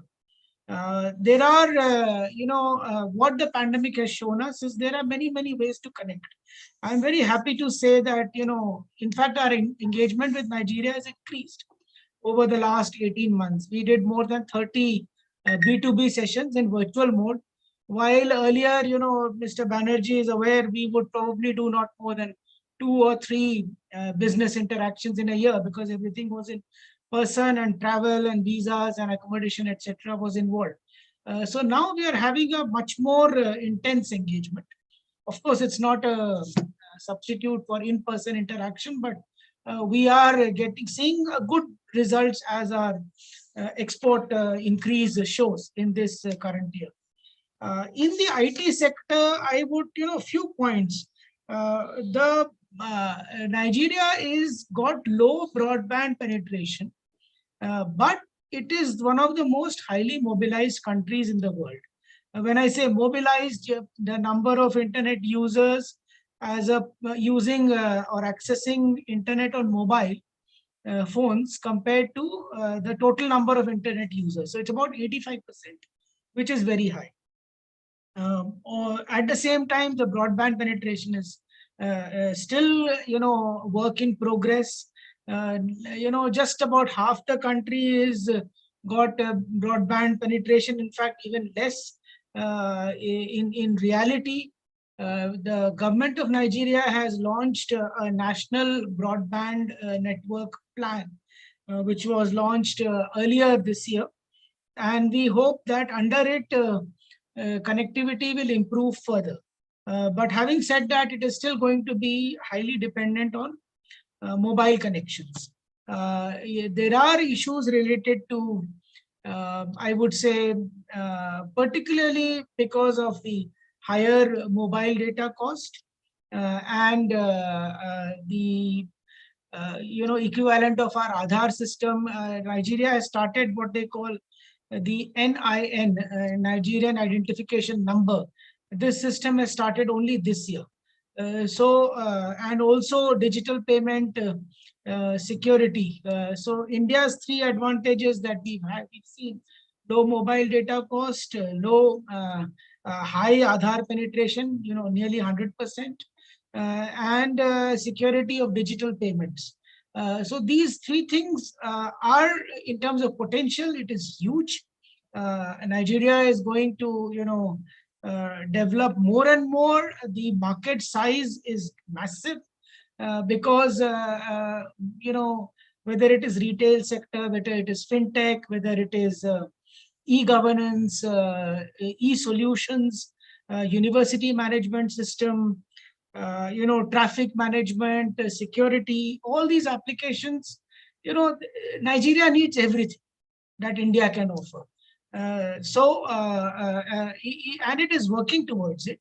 In fact, that tells us that this is the time to engage with Nigeria, even more than it would have been in the past. Because yes, there are certain concerns.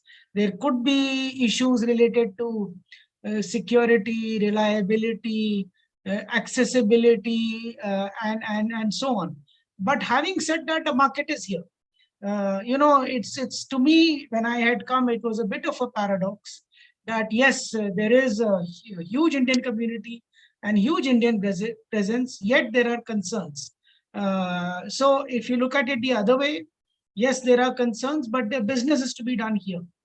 So therefore, people are staying in Nigeria for generations. You have a very special, sort of regime where you can stay on an Indian passport, practically forever, and work on it and run a business on it. And there is no particular need for any specific document other than a resident permit, which is gettable. It's not a problem.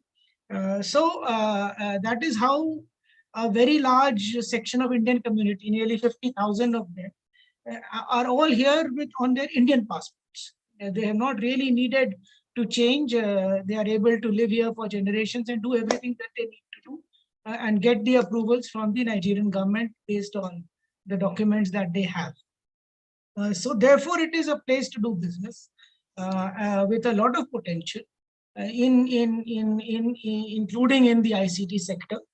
There are, what is very important in the Nigerian context, I like to give a bit of my own experience, that they like a lot of personal contact.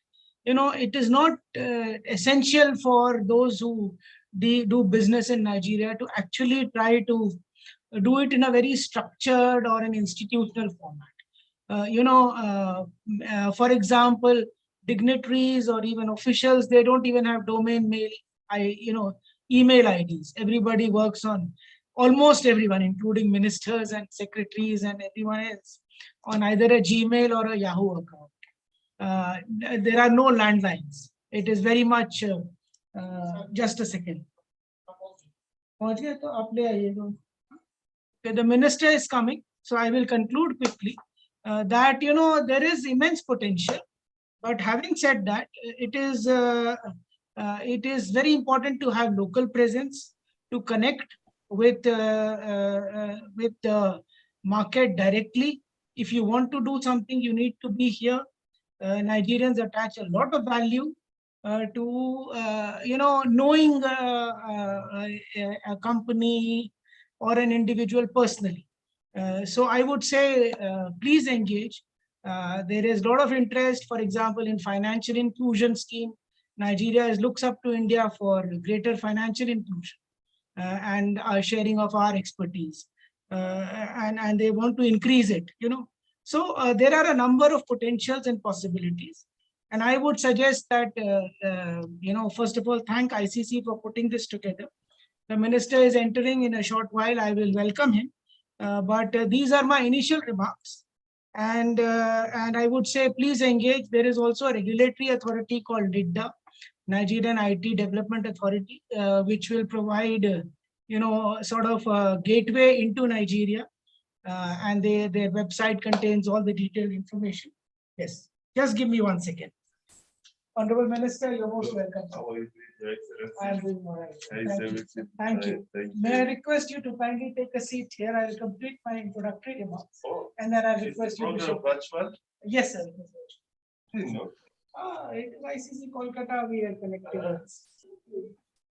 So I should have a join from my office. That's what we thought, that you will. There's some communication. Yes. So may I request you to kindly take a seat and then okay, go ahead. Invite you. All right. Okay. So those are my remarks. I have the honor to welcome Honorable Minister in the High Commission amidst us. and say that once again, Honorable Minister, in your presence, that we have his own arrival in the mission makes it, emphasizes to us how much importance they attach to our cooperation. With these words, let me ask the organizers to say something for the welcome remarks for the Honorable Minister. Whereafter, we'll request Honorable Minister to speak to the audience at the Startup Week in India. So thank you, and I will vacate my seat for Honorable Minister now. Thank you, Devmal. Thank you so much, Excellency. It was a wonderful deliberation, and you basically touched upon multiple areas of the economic ecosystem. So, Excellency, on a separate note, we will again take a delegation supported by Indian government in the month of December. So, with leaders like you, definitely the engagement will only go in the upper swing, in the upper curve. So now I would like to request Dr. Singh, Director General ICC, to welcome the Honorable Union Minister of Communication, Government of Nigeria, in this program. Dr. Singh, it's all yours. Thank you. Excellency, Honorable Minister Isa Ali Pantami, sir, greetings from India. Greetings from Nigeria. Thank you. Sir, you have a huge fan following, not only in Nigeria, but also in India.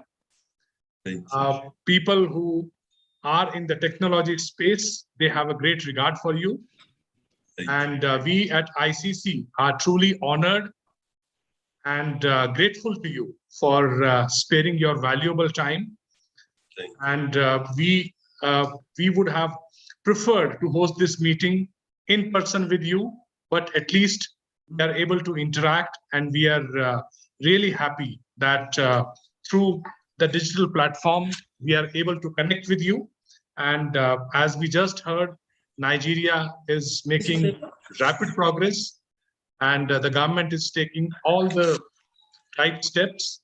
And in spite of COVID, the engagement between both the countries and the business community is growing.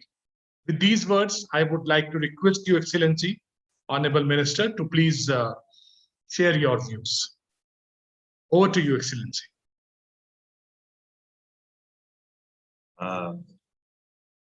The Indian High Commissioner to Nigeria, His Excellency Shri Abhay Thakur,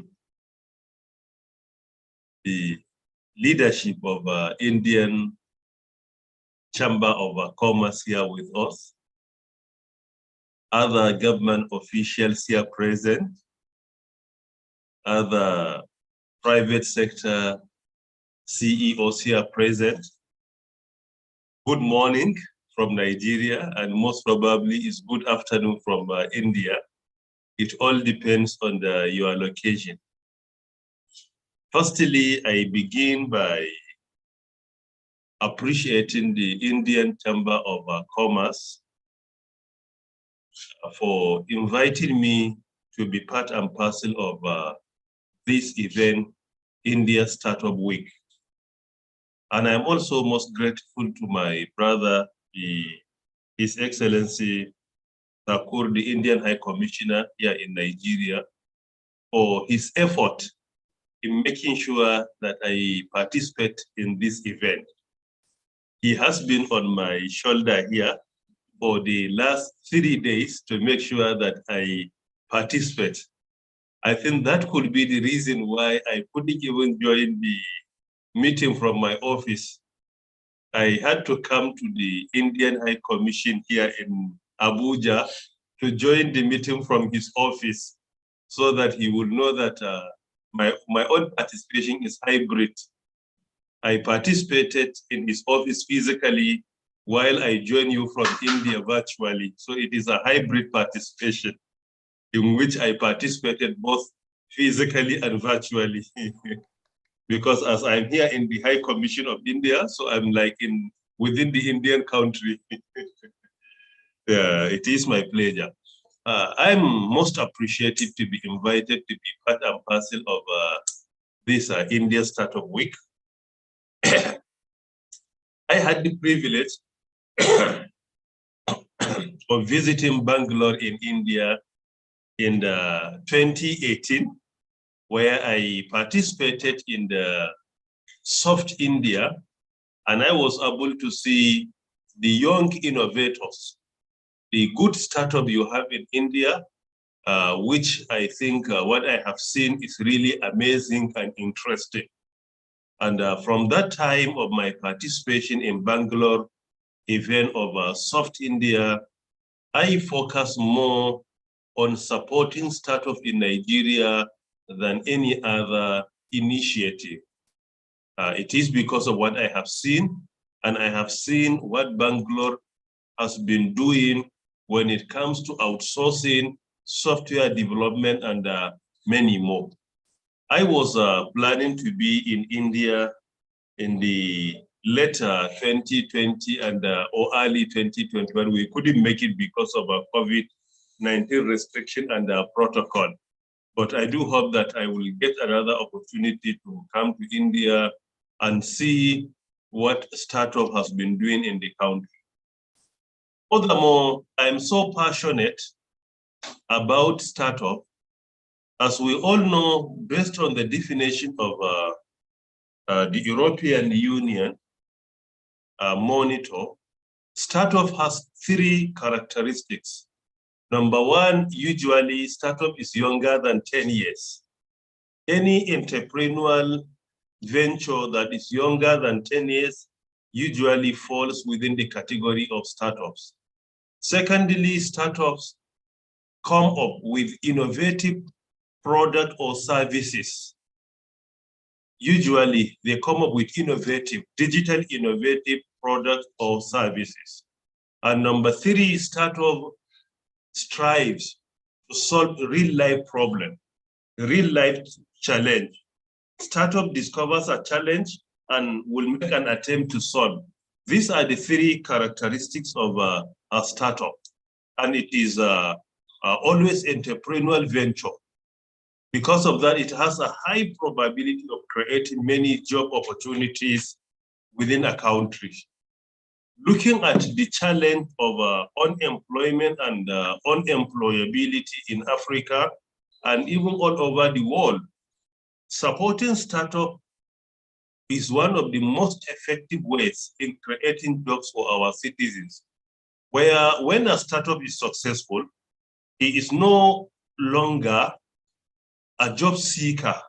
He is not a potential employee, but rather is a potential employer and also is a potential job provider rather than job seeker. It is because of this, startup is it is an innovation that needs to be supported effectively. With this event organized by the India Chamber of Commerce here, I feel that looking at our strategic positions within our continent, both countries, Nigeria and India, have a role to play in supporting one another and ensure that our startups are very successful. India is the 2nd most populous country in the world. Nigeria is the most populous country in Africa. However, our population could not be more than 23% of the Indian population. But in Africa, we are the giant of Africa. We have the largest and the biggest economy in Africa. We are the most populous country in Africa. And if you look at it geographically, we are relatively at the center of Africa. So when you speak about Nigeria in Africa, then by implication, you are speaking about the African continent in general. So it is because of this, and we have a very huge market in Nigeria, a very huge market. We have a population that has been dominated by youth that are naturally digital natives. They are so much inclined to digital technologies and many more. So I think there is need for a more effective collaboration between India on one hand and Nigeria on the other. And I want to admit with without any fear of contradiction that when it comes to the success of startup, India is ahead of Nigeria. It is because of this, I believe when it comes to the technological or the technical skills, and at the same time, the management skills of managing startup, we have a lot to learn from you, as we have been learning in the last few years that I happen to be the Director General of the National Information Technology Development Agency, and later the Minister of Communications and Digital Economy of the Federal Republic of Nigeria. We have a lot to learn from you, and we are willing to do that. And I do hope that this avenue will provide a platform where we reconnect after the event to see where we can strengthen our relationship that will be a win-win situation for both countries, for Nigeria and also for India. The global startup today is really, really encouraging. As August 2020, there were over 800 successful startups globally, over 800 successful startups globally. Very successful, not relatively successful. And they have been valued at around 3.5 trillion US dollar. This is a huge amount of money indeed. In India alone, based on a report of, just in the first quarter or in the first half of 2021, from January to June, Indian startups have been valued at around 12.1 billion USD. This is really encouraging. That is more than the entire value of Indian startup from January to December in 2020. And this is only within 6 months. And currently, as it is today, there are over 50,000 startups in India that have been relatively successful, over 50,000 startups in India. This is indeed very encouraging. As it is today, digital economy and digital technology have been dominating the world. In 2008, just 13 years ago, if you look at the 10 largest companies in the world, only one of them was a digital technology company, that was Microsoft, out of the top 10 globally. But as at 2021, June 2021, 7 out of the 10 largest companies globally are digital tech companies. Look at it, in only 13 years, from only 1 out of 10, but today, 7 out of 10 are all digital tech companies globally.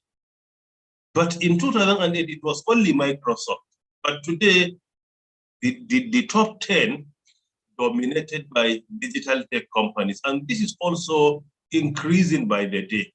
So it is because of this, I think, the success of a nation depends largely on the success of its startups. If startups are successful, it will generate more revenue for the country. It will create many job opportunities. It will solve real-life problems. It will make life easier for global citizens and many more. So there are many examples like this. Uber is a good example of how a real-life problem has been resolved through the technology. If you look at Amazon, it's another example. So there are many examples where they address a real-life problem, and that makes life much, much easier for the global citizens that participate in it. So with this, I think we have a lot to learn from India, to partner with India. And at the same time, in Nigeria, we are making our own effort to make sure that our startups are very successful. For example, as part of our new initiatives, we are working on a national digital innovation startup, which is going to support our startup. And even yesterday, I conveyed a message to the Attorney General of the Federation and Minister of Justice on the Nigeria Startup Bill, which has been developed in collaboration with the Office of the Chief of Staff to Mr. President. We produce a Nigeria Startup Bill that will come up with so many initiatives to make our startups very successful. Our young innovators here are making us very proud. A young Nigerian living in the US developed an app, and it was purchased by Apple company 5 years ago at the price of 1 billion USD. 1 billion USD. So this is a huge amount of money.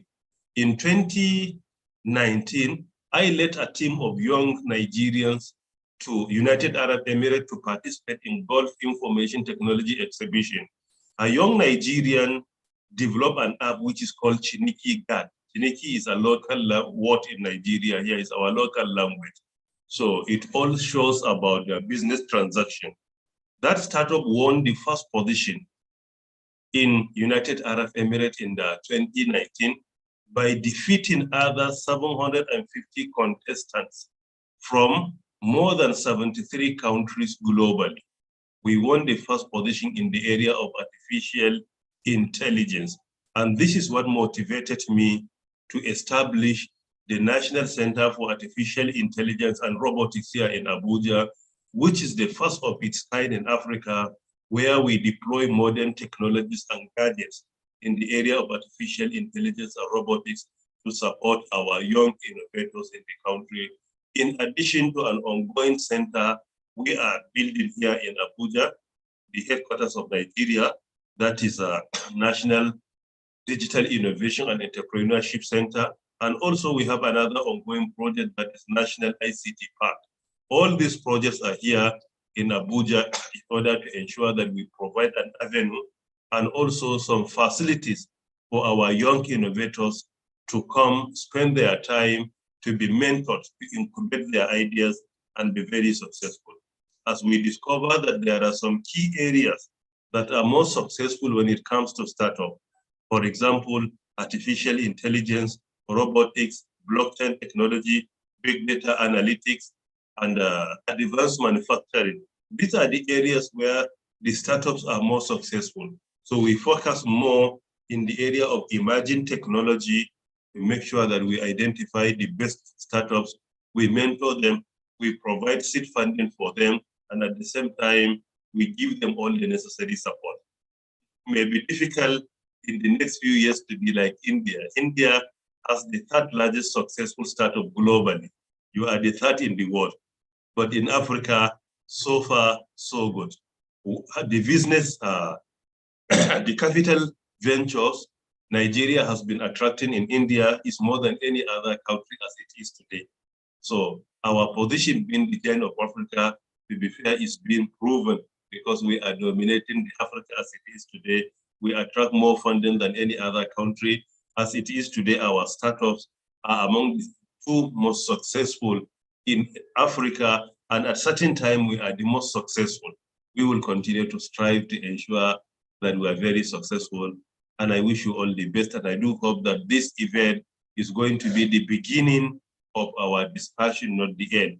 And I do hope that after the event, we reconnect officially to see how we can partner together and be very successful in our startups for the benefits of the two countries, the Federal Republic of Nigeria and also the Republic of India. So thank you for the opportunity to be here with you. Once again, I wish you a very successful deliberation. Thank you for listening. Thank you so much, Your Excellency. It was extremely motivating for us to hear your deliberation. I have heard you in person physically in Abuja during my trip to your country. Pre-COVID days. As usual, you are a great motivator, and you have a great vision for the future. It was very heartening to note about the you have already started this Center for Robotics and Artificial Intelligence. So ICC can possibly explore opportunities to signing an MOU with the center, so that it will be a track to initiative, and so that there can be more strengthening of bilateral exchanges in the field of startups, AI, and technology innovation, amongst others.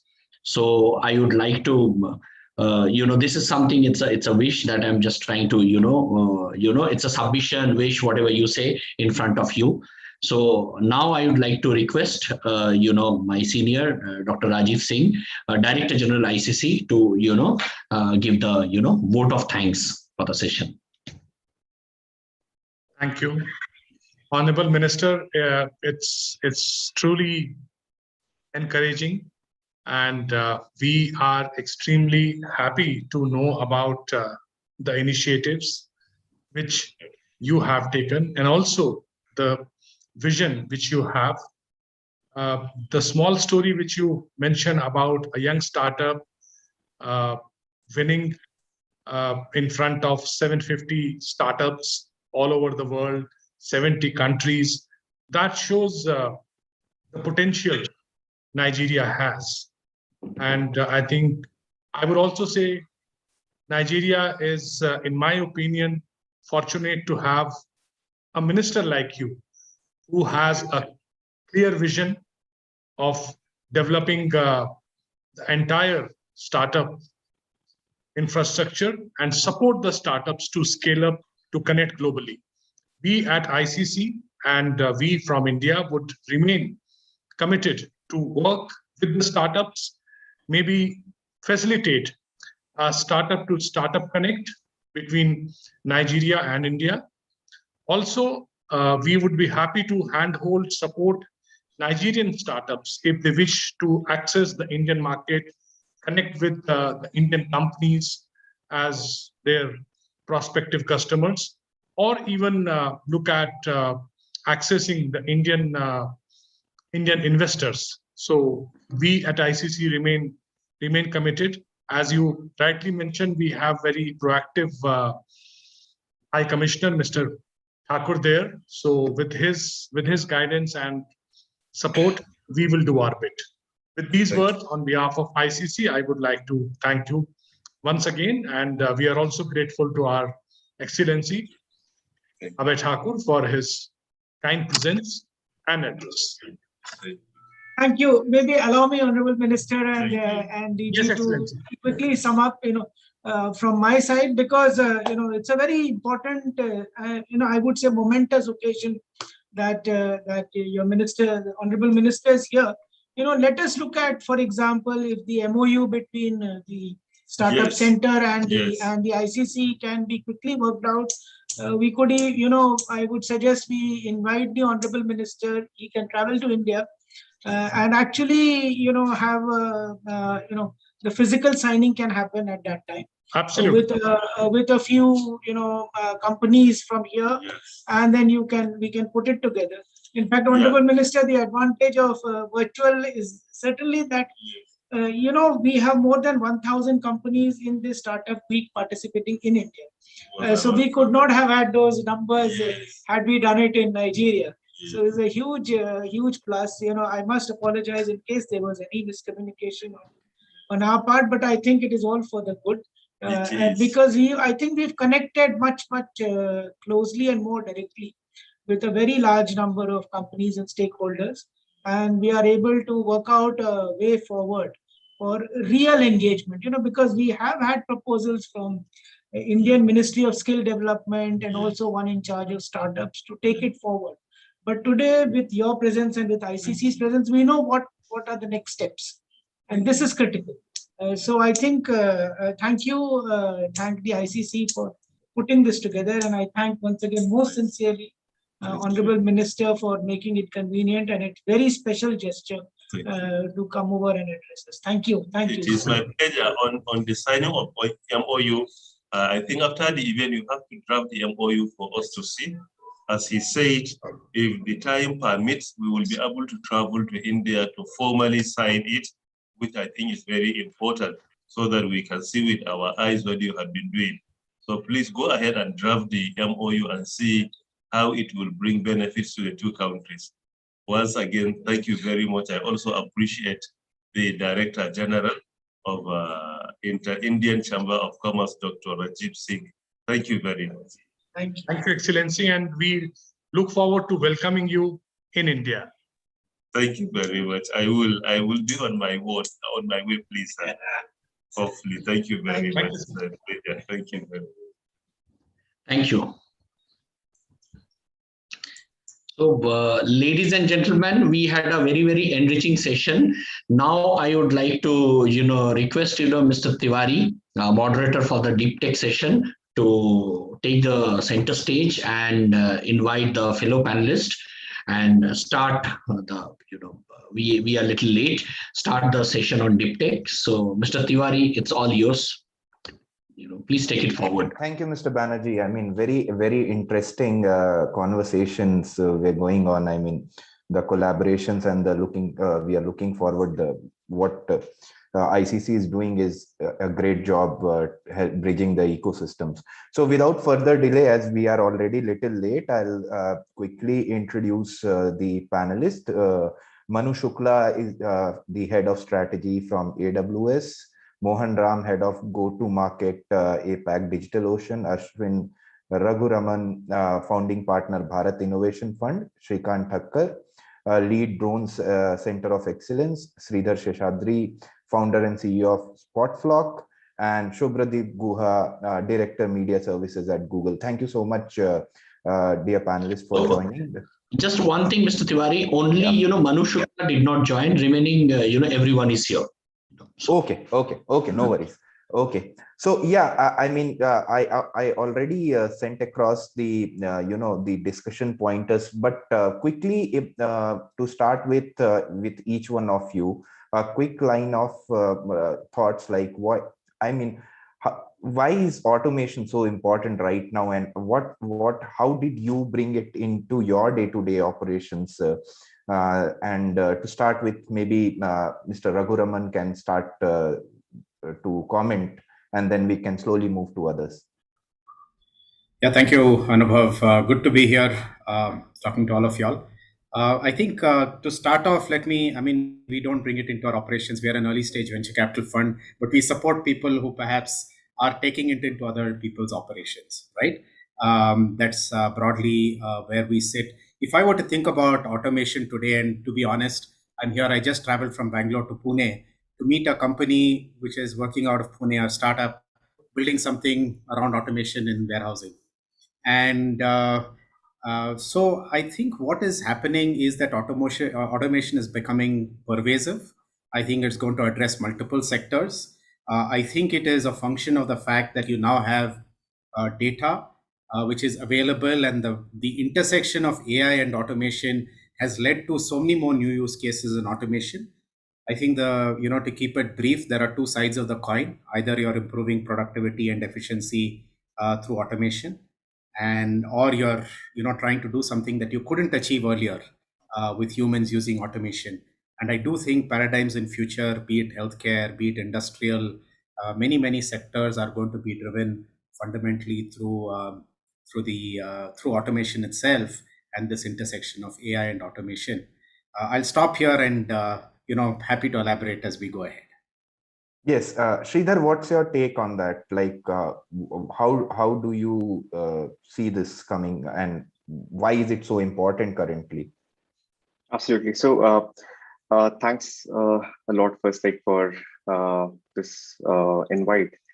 I'll just share my experience and ideas that we are experiencing in this whole new paradigm right now.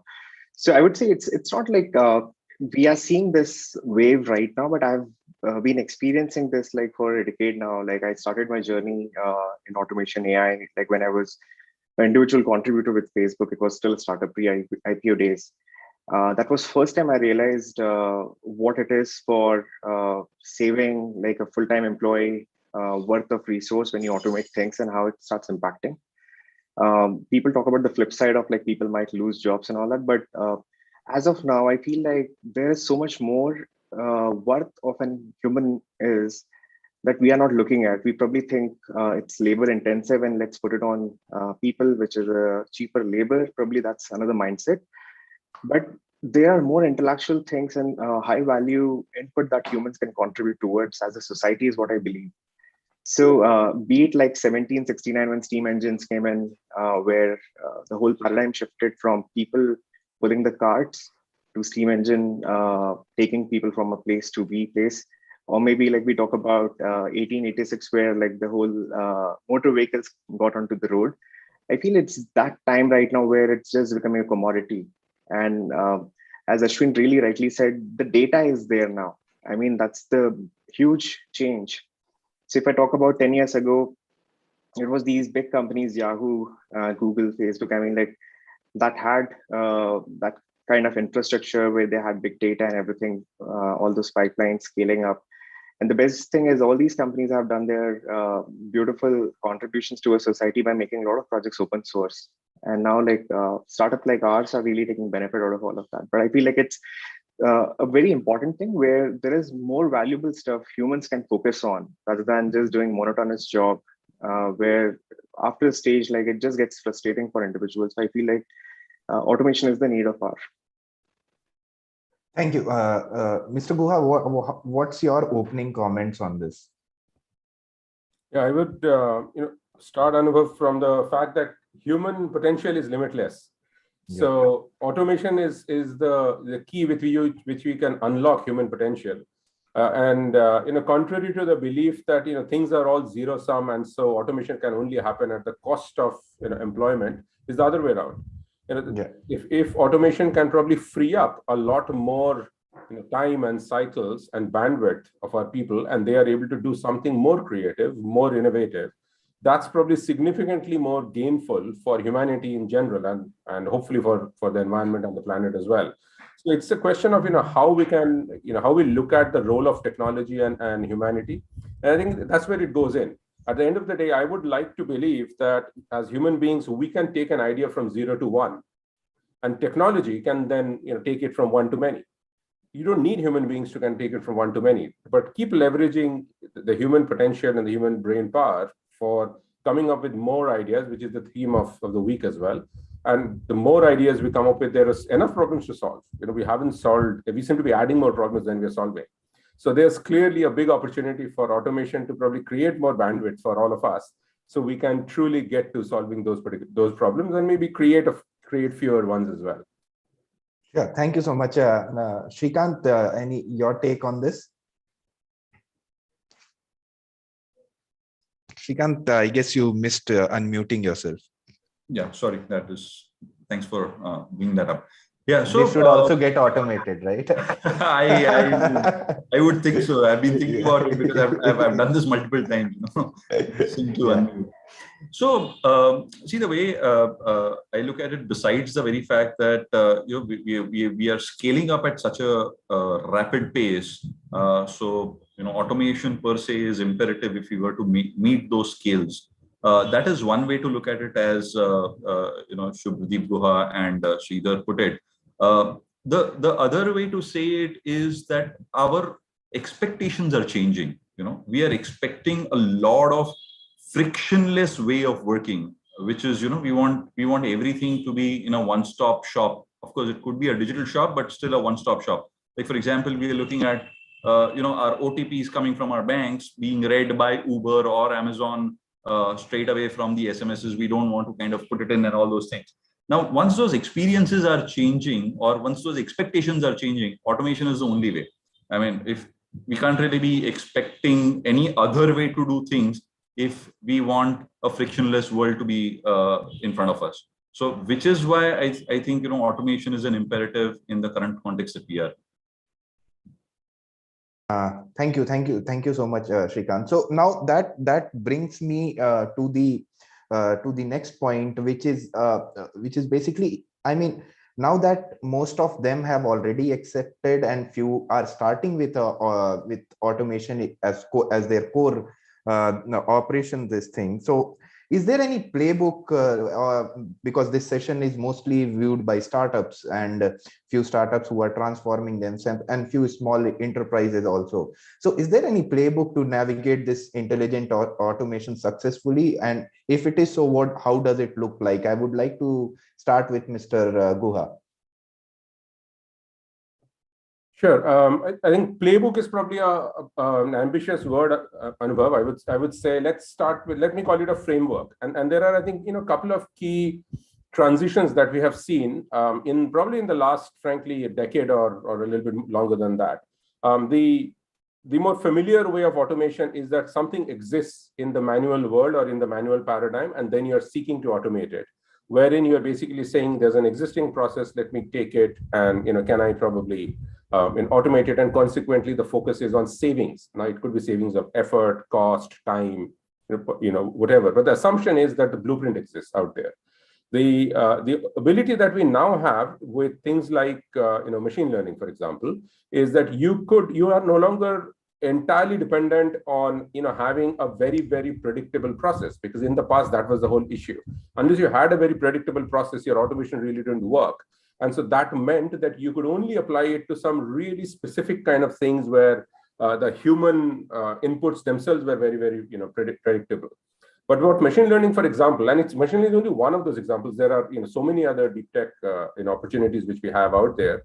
What it enables you to do is it says, you know what, leave that to me. The machine essentially is telling you, give me the volume of your data that you have. Let me look at the patterns. Let me figure out the patterns. I will ingest all of the data. I will figure out the patterns, and then I will give you a mechanism of being able to solve for those situations without any human intervention with a particular range of confidence. And obviously, the more you feed me, the more the higher the probability will be of my success. Now, what that frees us up from is it allows us to be humans, because we are generally are likely to be probably a little bit creative. We'll do some things a little bit differently. My ask for a glass of water from someone else will be worded differently from anyone else's, and the machine here is able to actually take all of this into account.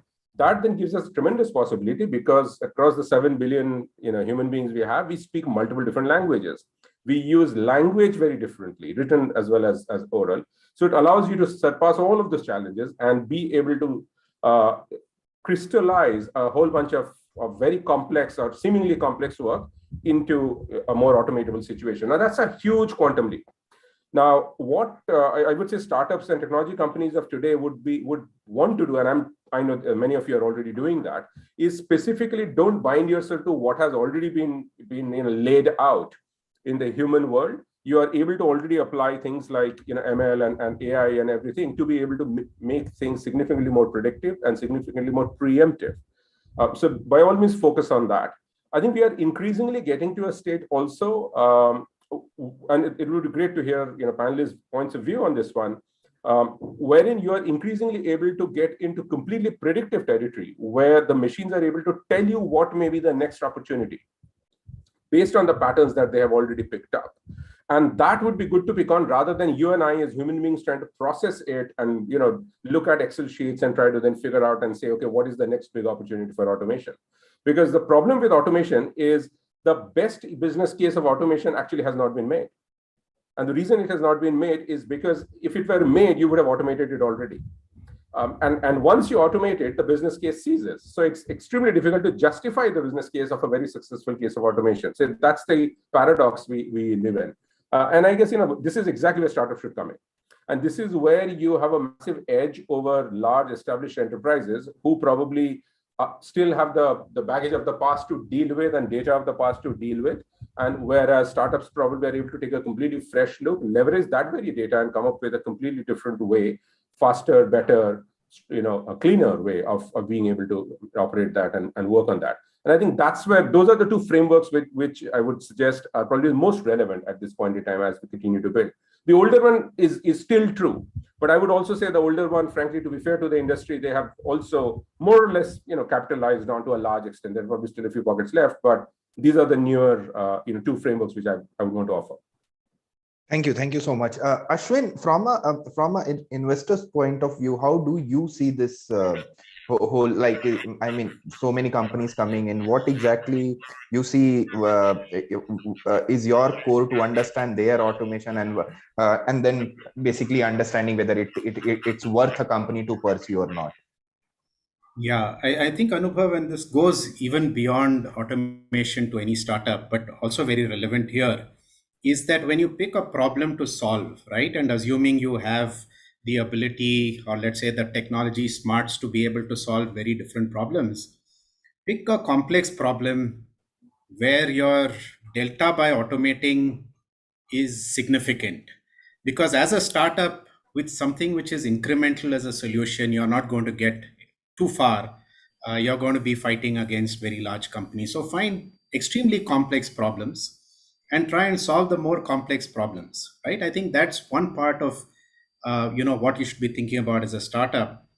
The second is obviously, think about it, when it's complex problems, it typically translates to very high scale opportunities that you're trying to solve.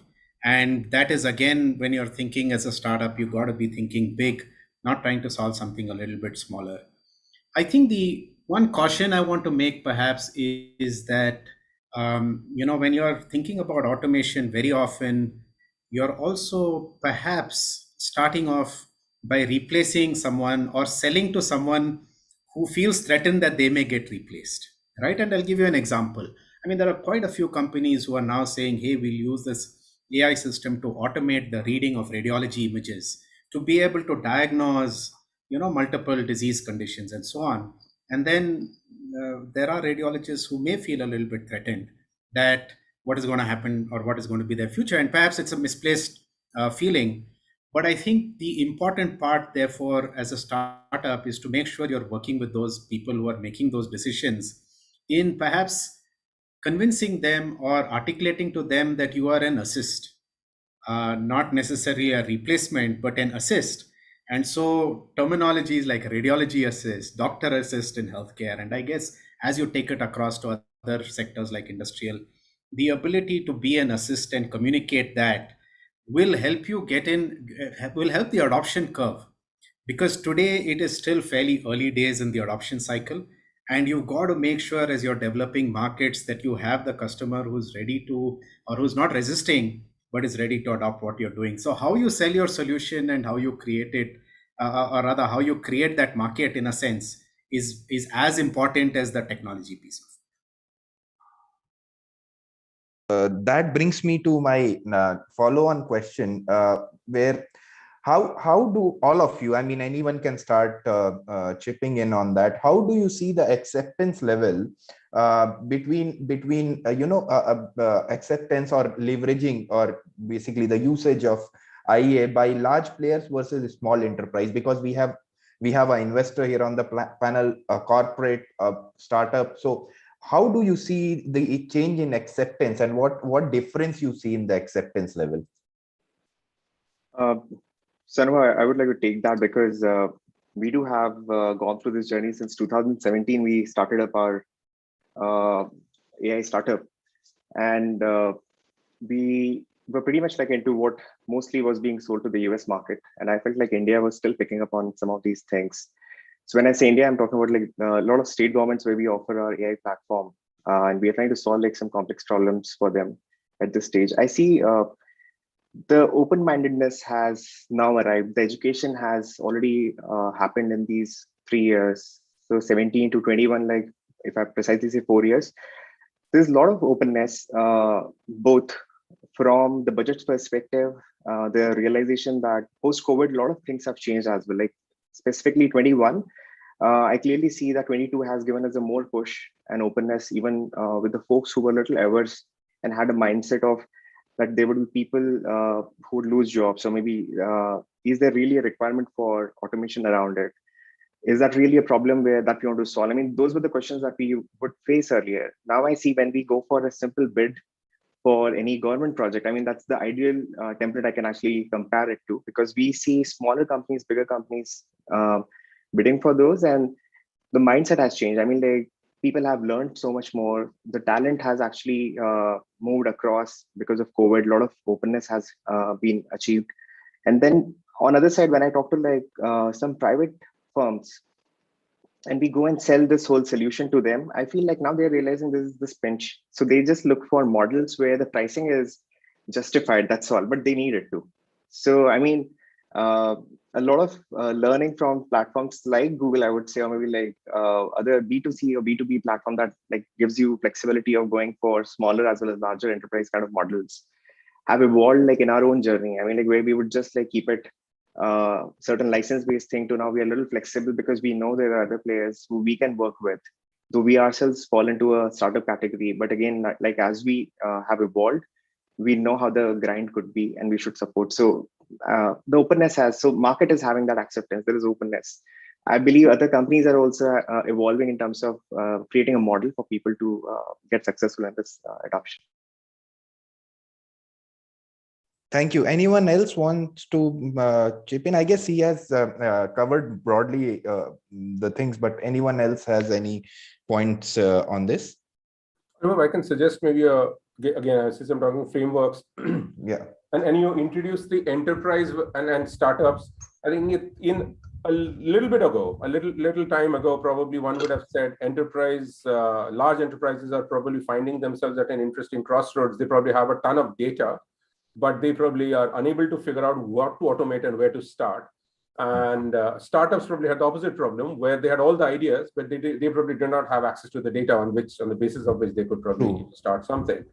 That is probably flattening out a little bit already, I would say, and where there's an opportunity, especially in today's world where digital has enabled so much data generation. As long as you're able to extract the data, I think startups should take the lead in the product thinking and design thinking direction, where I think enterprises will probably still lead with a largely more scaled thinking approach, because they will have more scaled problems to solve, and there's a perfect complement which is developing. I would want enterprises to not be top-down in the way they think of automation. And historically, enterprises have been top-down. And the reason why progress on this has been slow is because someone up there is saying, right, what is the next big opportunity? But actually, guess who has the answer? The answer to that actually is sitting on the floor with the people. So only if you were to actually make it a part of their lives, and to the point of assist, that we talked about, and Ashwin talked about earlier as well. If you were to make it a part of their OKRs or their KRAs or their metrics, and say, hey, what would it look like if you were to automate or free up 10% of your time? What would that feel like, and what would you do with that? And if you free it up, you are welcome to do whatever project you want to do, and you'll get credit for that. You'll probably would have a very different way of solving for problems. I think that's what entrepreneurs need to think about. Startups should, as I said, stay focused on the core product and design thinking and look for patterns. So for the younger enterprises and all startups, I would say automation is the means to an end, and the end is probably looking for patterns. And automation is the way you're looking for patterns. So look for patterns. And if there are, I'll take a very mundane example. Now that travel has started happening gingerly, let's go back to our favorite topic of traffic jams, which we have at every possible place, right? The entry of the airports and roads and so on. Now, if you are a coffee shop at the foyer of the airport, maybe there's an opportunity for you to be able to tap into some startup ecosystem and offer and say, are you able to give me a simple predictive model based on that, which I can use to push offers, and maybe I can push offers to the people who are while they are waiting, or push offers based on times of the day when we know that there are natural buildups which happen and so on. And again, all you're doing is patterns. You may or may not have solved the actual problem of solving for jams, and maybe that's a bigger problem. But you start looking at product ideas and patterns right there, and startups should play there. And this is where enterprises will not be able to go, and they may not want to go, for that matter. And this is an open opportunity for all our bright entrepreneurs, bright technologists to be able to solve those problems. That's what I would offer. Thanks. Thank you, Mr. Guha. So, I mean, whatever a decade or less experience I have has always been around startups. So, eating, sleeping, breathing startups. So, have been working across incubators, and IIT Hyderabad is one of the oldest incubators, started back with IIM Ahmedabad, CIIE. And we have seen the changes coming across, and currently more than 100 startups are here. So now my question is, like, with AI, I don't, correct me if I'm wrong, AI has somehow is on the path of either being mainstream or it has become mainstream. With Industry 4.0, it was evolution of the digital transformation for the enterprises. 5.0 focus lies on the human computer interaction or the machine interaction, from RPA to OCR chatbot, and now, as I said, AI ML being the mainstream. Where do you see the ecosystem proceeding? And all of you as an investor, Ashwin, Sridhar, Shrikant, and Mr. Guha as a corporate innovation, this thing, where do you see the ecosystem evolving towards now and proceeding? Okay, Shrikant, you can start with. So I've been seeing, as a part of Drone Center of Excellence at EY, and also helping some of these digital transformations taking place and the way corporates are looking for more and more products and services and things like that. The broad categories that we see, evolving as a part of the ecosystem is geared up mainly towards, the augmented, virtual, and the mixed reality technologies that are starting to be available, right, from here on, from where we go. And that also is a part of the fundamental premise of minimizing the friction that I spoke of earlier. So once that is taken into account, where we are seeing is we are looking at exceptional UX capabilities, very, very powerful sensors coming up, technologies to integrate some neural signals into some of these devices, location technologies like SLAM, content development, and all these things are coming up. So if you were to actually categorize these, then you're looking at graphic engines, you're looking at hardware, you're looking at the software distribution platforms, you're looking at content creation, whether it is content creation in form of actual creation or distribution. So all these things or all these ecosystem parts are coming up. And while if we were to actually extrapolate these, I don't see really the world of metaverse being very far away. So where we are seeing is once these things are in place, then we are going to see more and more of likes of non-fungible tokens. We are already seeing, some of these things in form of art and things like that coming up. Cryptocurrency. So all these things once start meshing up, will require people and ecosystems to start managing these things. So we're talking of an ecosystem in the physical world and an ecosystem in the digital world. So all these parts of the ecosystem is what we are seeing evolving. And we've also actually had conversations with clients who say that how do they prepare themselves for all these, whether they are a part of job, they're part of availability of some of these hardware and software platforms and so on and so forth. So that's the kind of different parts of the ecosystem that we are seeing evolving when we are discussing or rather interacting with the clients in automation space. Thank you. Mr. Guha, what's your quick take on this? And then I'll move to Ashwin to see where from an investor's point of view also, where they are looking this to, where is it proceeding? Yeah. Sure. The first disclaimer I must start with is that, whatever we come up with, we're probably going to be proven completely wrong by the future, which is great, because I think that also is testimony to how big the opportunity is. And I just remember the time when AR and VR were becoming really, really in a kind of big and hot, and the focus was, okay, retail is the likely place, maybe even healthcare and so on. And one of the biggest adopters actually on this has been education. And I don't think many people would have anticipated that would be the area which would probably pick up. So we don't know what all industries will come in from where and how they leverage it. But I would want to probably offer the following. I would say there are 3 pivot points which will result in the ecosystem developing. One of them will be data sources. So anyone with a lot of data is a possible data source. Your bus service in any large city, and as long as they're storing the information, probably are sitting on a bunch of data. Obviously, telephony and mobile carriers and all of them are sitting on a ton of data, cards and all of these. So they are possible, they would want to partner in different ways.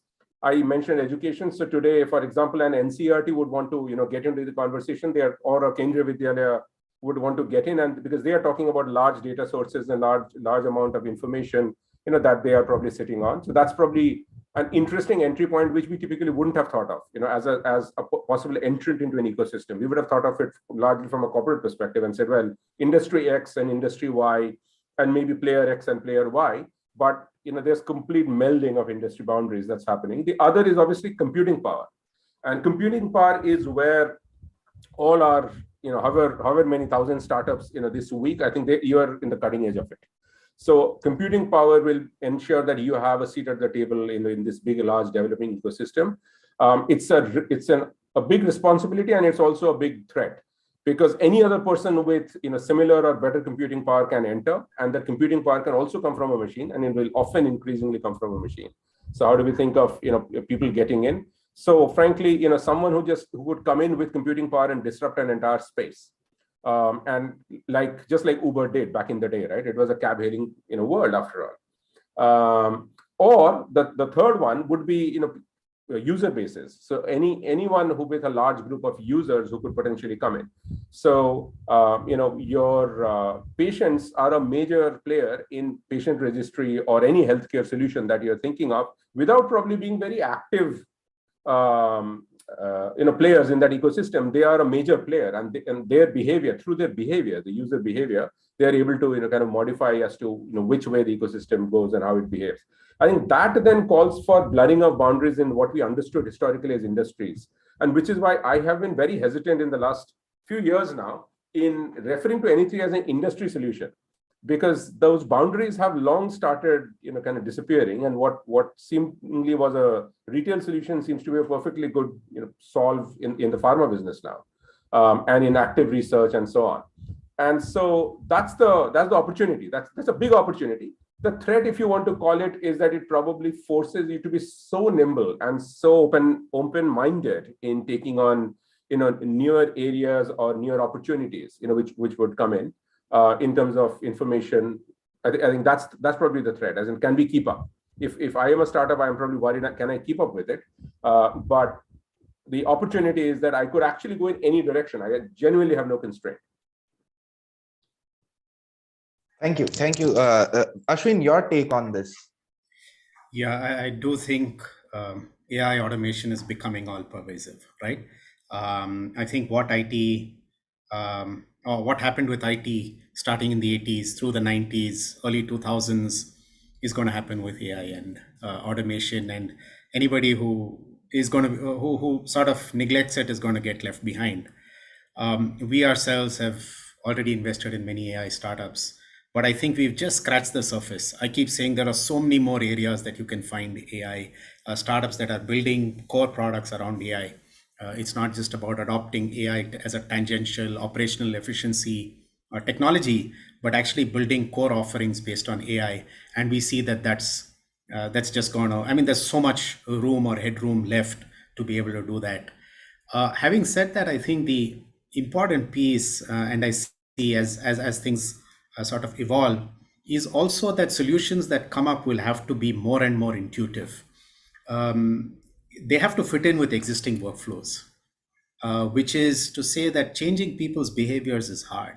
So the minute you talk about automation and AI, it's got to fit into a behavior that we are pretty used to already, and perhaps makes us a little lazier. Somebody spoke about the OTP getting automatically detected and so on, but in every field, it's got to make it easier and not ask you to change your behavior to adopt to some technology, right?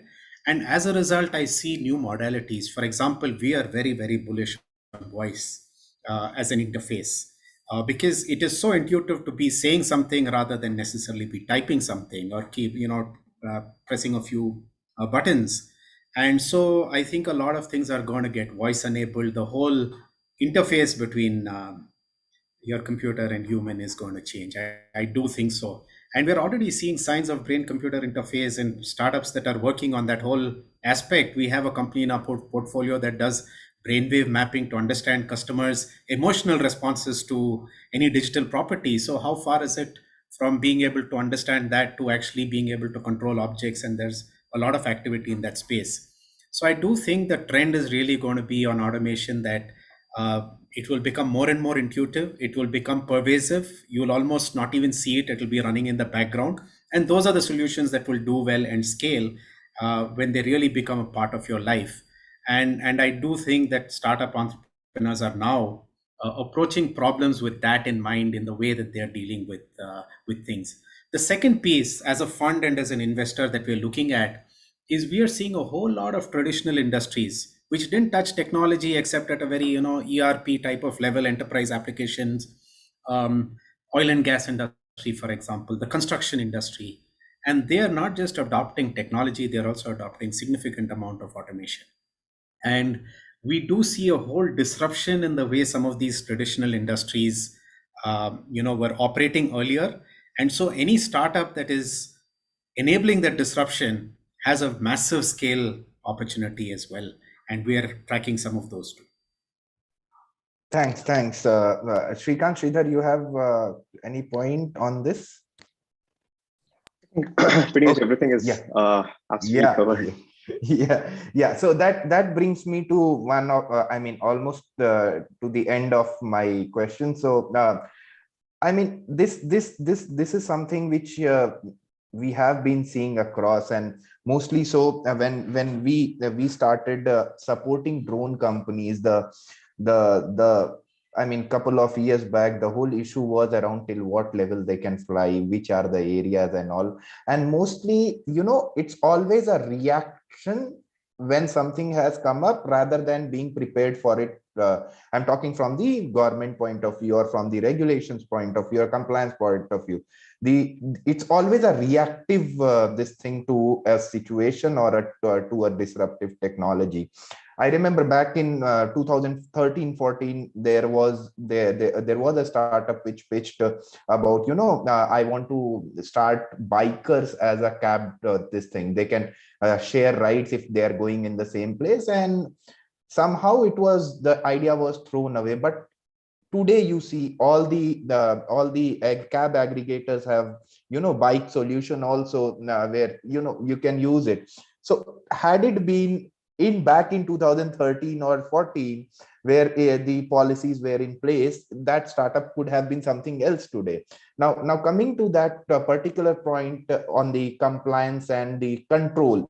So with so much of automation happening around, what effect would the landscape of compliance and control bring to this rapid change? Are they prepared enough, or it will be again a reactive decision making, whether it is related to anything, AI, data, or drone? Always it's more of a reaction. So what's your take on that?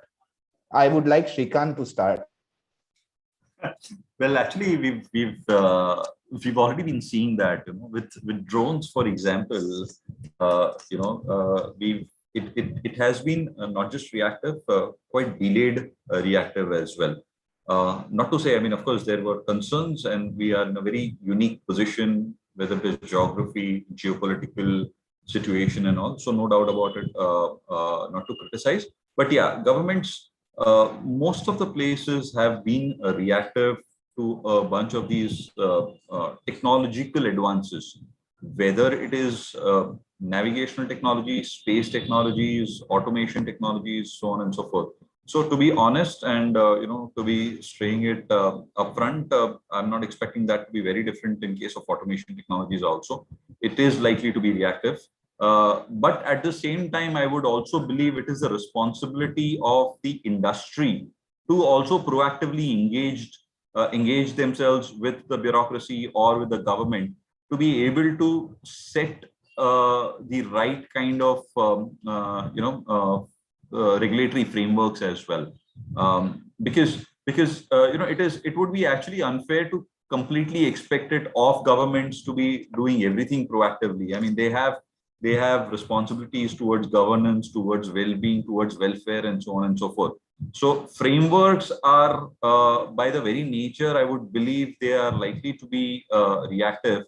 And I would still repeat that, it would be, and I would say the leading automation startups, I would say it is their responsibility to go out there and react and interact with the government. And with my personal experience, I can say they are very receptive. Yes, they are slow moving. Yes, they take time to take decisions, because they need to look at it from multiple angles, and some of those angles are probably even beyond what we. I was a part of the startup as well, so what we could have imagined at that time. But nevertheless, they are very, very receptive and positive that we've seen. At least I have seen personally over the last 5 years that I've interacted with the government and bureaucrats in the drone industry. So I think it's about us also taking that lead along with the government. Thanks, Shrikant. Ashwin, how many of your portfolio company get this hiccups from the regulators and all that is going on, and sudden changes in the investment paradigm also happened a couple of a year or so back? How much do you think these compliance and controls will play a role in the future innovations? Yeah. From in India's view, viewpoint. Absolutely. Let me zoom out a little bit and try and answer this question. I think there used to be a running joke. I spent some time in NASCOM, and we had a running joke that the IT industry in India did well because the regulators and government stayed out of it, right, for ever so long. And that's one of the reasons why it succeeded. That apart, if I may draw on an analogy, when we talk about, and sports is my favorite pastime. So when we talk about coaching, right, they say you don't get in and coach too early because you want the kid to get his own free way of playing. Let's say Virendra Sehwag needs to play his natural style, and then the coach comes in a little bit later and then tweaks a few things or says, maybe you should be doing this or that, and just tweak a few things rather than come in at the beginning and teach a person how to lift a bat and hold it from day one. And I do think the government should think about itself when it thinks of itself as a regulator, allow some of these areas, right, whether it is automation or anything else, to go a while, to run a while before it starts thinking about regulating and heavily regulating how light their touch should be versus heavy their touch should be. What are the tweaks they need to bring in to make sure that people's freedom, etc., is not impinged, and should restrict their role to that, is how I would think about it. Having said that, I also think there's another big role to play specifically in automation, and this may be driven through industry, but I do think the government can play a big role too, is you're going to have systems that are going to talk to each other or need to talk to each other over time, right? Your car is going to talk to almost everything else. Your home is going to be talking to something else. Buildings are going to be talking to each other, and that's the future. And if you want these systems to talk to each other, you need to have standardization. For it to happen in a seamless, efficient manner, otherwise you're going to be going about it inefficiently. And I think if governments have the vision, they will enable, I'm sure industry will come together to resolve this at some point of time, but I would like the government to also play the role of bringing multiple sectors together or industries together and trying to standardize communication of various between systems and between sectors and so on, so that we have a fairly seamless type of communication that happens. And think about smart cities as one example where different systems are going to have to talk to each other. So I do think the government should try and figure out how to be an enabler rather than through regulation sort of hold back and create a headwind to the growth of industries. And hopefully they will also see it in that light, and that's the role that I would want them to. I think some automation should be done in this area also, where government gets updated every year, what new is coming, be prepared for it, rather than coming as a surprise to it. Mr. Guha, your comment on that, then we will just have the closing comments and close it. Sure. Anubhav, what you said half in jest may not be far from the truth. Actually, I think that may indeed be the way forward, because there is a phasing, of course, as in you have activity firstly, which is more exploratory, and there are different players who are probably playing with a particular technology. Let me take the example of the shape of the USB drive itself. And so you play with different players, you type A, and then you have type C and all of that, you play around. Then you have standardization, which kicks in, and that is probably often a very economic act. It is essentially an outcome of, it's an outcome. And it's an outcome of a bunch of economic activity, and then probably one or two players either kind of come together and agree on a particular standard, or one of them is prevailing, and that standard then drives the ecosystem and so on, and then comes compliance. Now the reality is, in a dynamic space, especially the heavily dynamic space we are in, you will always have this game which will continually be on, because there are different parts to the ecosystem. So the reality is actually compliance will have to be iterative. And I don't think we think about compliance as, or regulators think of this as iterative in the first place. And so we almost always say, okay, we have set the rules out there and thou shalt play by the rules, which is true for the time being. But as long as you're open equally to say, okay, and what else is happening, and what are we learning, and what probably needs a fresh look and needs to be changed. Now, if we get into that cycle, compliance will probably always lag, because otherwise you'll get in the way, and then you will slow down progress and you'll slow down innovation. But there is a balance between innovation, enabling innovation, and ensuring that civil liberties are not at risk and so on. But the answer is probably iterative. So you are right in a way, in the sense that we will need to ensure that there is that framework of iterative, connect, which is built between industry, government, regulator, and we are able to kind of ensure that the industry is able to give feedback and say, well, this thing has started evolving, and the government is able to take that into consideration, or the regulator takes that into consideration and says, okay, get it, fair enough. So looks like we don't need 7 different USB kind of types, we only need 2, and and that's what you then kind of build your compliance and control around, which drives more innovation rather than stalling innovation. So the main word here is indeed iterative, and there is an element of, there could actually be some opportunities around. I don't want to use AI lightly here, but there is an opportunity for us to have some broader learnings on some of these major trends in the way they have developed. Drone could be one, alternative energy is another.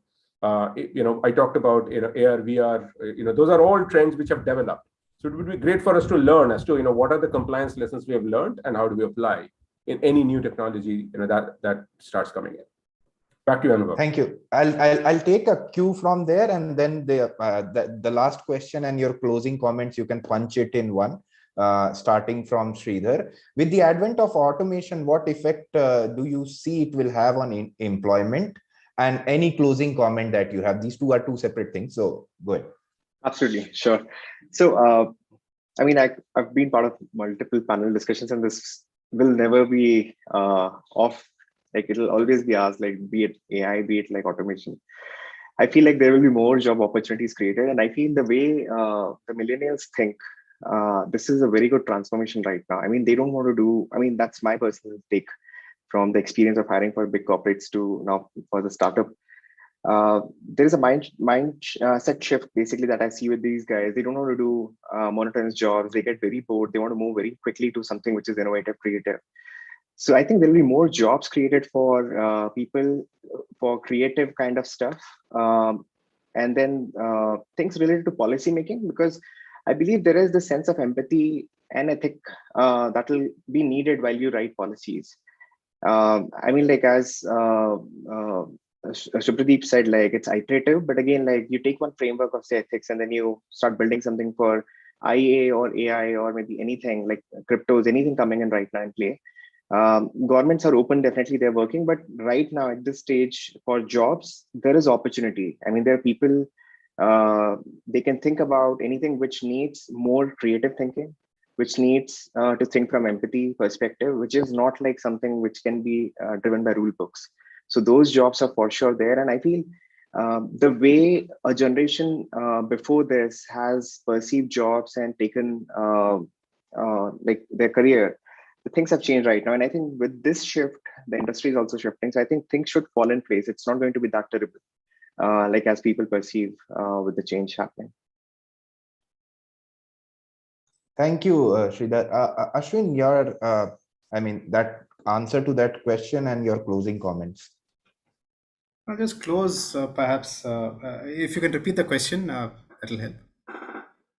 I mean, the impact on employment due to the advent of automation currently. Yeah, I think people have more or less called it out, right? I do think that there will be a very different way by which we do work. There will be greater creativity. I think we may be taken to a point where decisions are the key role. There's less on the execution operation side, but mostly decision making and creating systems which will help us, right?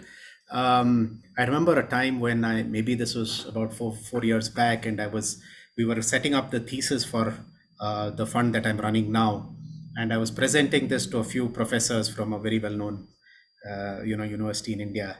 And I did this whole, maybe half an hour was spent on AI and the impact that it's going to have.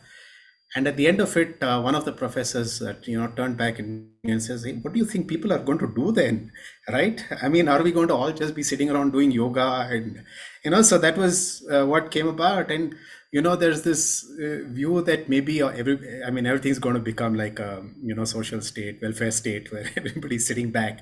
But I don't think that's the case. I think we're going to have roles. There will be redefinition, there will be upskilling, and employment will remain at the same level. We'll just be doing different things than what we were doing today. And let me, also make a last closing comment. I mean, one of the most stressful jobs, some of y'all might have heard, that goes around in the world today is that of a toll booth operator, right? That is known to be the most stressful job. And think about, something like that being automated now. You don't need to put a person over there, but hopefully you'll be able to find them something that will not create that level of stress. And so I see automation having significant benefits, and I don't think it's going to have the sort of impact, the negative impact on employment that people visualize. I sometimes still have to ask the guy to, my FASTag didn't get scanned, can you bring the gun to it? So humans are still needed in Indian technology, I would say. So coming to Shrikant, your closing comment on that. Yeah, so Anubhav, like we probably all of us agree on one point, that the jobs are not going away. The nature of jobs basically would change. Because, see, one of the things that I have always seen as a basic nature of a human being will be to keep itself engaged with the surroundings, right? I mean, a lot of our current jobs are also about engagement with the surroundings. What is changing now is the surrounding itself is changing. We're seeing from a physical to a digital, and further, like I said, metaverse or whatever the surroundings could be. So the jobs are going to be following that trend as well. So while there would be a set of jobs which will be still physical, however, a significant amount of jobs will move virtual. I mean, we've already started seeing a lot of this, virtual commute, virtual travel. It will start becoming overseas. Borders will start further diminishing. Of course, regulators are going to have a tough time to kind of oversee that. But all those things are already starting to become, a reality today. And new titles would emerge. I mean, you would probably see a Web3 head of community, or a metaverse architect, or a crypto accountant, and things like that. So while automation will keep happening for the mundane stuff, newer frontiers for job will emerge, where the cusp between, or the interaction between the physical digital world, or digital to digital interactions and all, will still require human intervention, I would say. And then, of course, one of the hypothesis is also about human beings starting to get more creative. So I'm sure they're going to find, or we all of us are going to find, creative waves of being engaged. So jobs are not going to go away. Yes, the titles would change, the nature would change. And that I would take a leaf from what Shubhadeep was, talking about, that it's going to be very unexpected. So it's all about being prepared for being surprised and seeing the unexpected. But nevertheless, jobs are not going to go away for sure. And I think that's something that all of us have already agreed upon. Mr. Guha, your take on that? Sure, yeah, and your closing comments. Absolutely. I think every one of us is agreeing on the relationship between automation and employment, and no doubt about it. It's a very complex, it's a simple worded question, but it's a very complex reality which is out there. And I would probably, say to anyone who would care to listen, is that, the role for the government increasingly is not going to be employment management, it's going to be change management. And I say that because what will continually evolve will be skills. The reality is that, if you go with that same paradigm that, this is not a zero-sum conversation. So automation is probably being picked up by people themselves, and they are continually refreshing their own job description. Now, which would mean that continually every 2 to 3 years, your job description is refreshing probably, unimaginably, because in 2 or 3 years, you could have actually automated 60% of your job. And that would mean that you are doing something which is fundamentally different, as in more than half of it is very, very different. So how do you hire for someone for that particular, with that amount of predictability? And you can't, and that's the reality. So both firms as well as, social bodies and entire governments and academia will have to deal with the fact how learning agility is something which we focus on. And people will need to be comfortable. You and I, as employees, will need to be comfortable with the fact that we will need to continue to reskill ourselves. About 4 years ago, when I sat down and started learning ML, I thought, oh wow, this is not very difficult at all. It reminds me of some of my old SQL, which is kind of the scripting that you are ending up doing and so on. But the reality was that, I was actually learning a new skill. And I wouldn't have anticipated that, I would be sitting and, learning a new skill at this stage, of my life and so on and so forth. And I think that's the reality. The reality is that you will continually have to reinvent yourselves as an individual every 5 to 7 years. So how do we do that? What can we as, society, government structure, corporates, what can we do to set that up?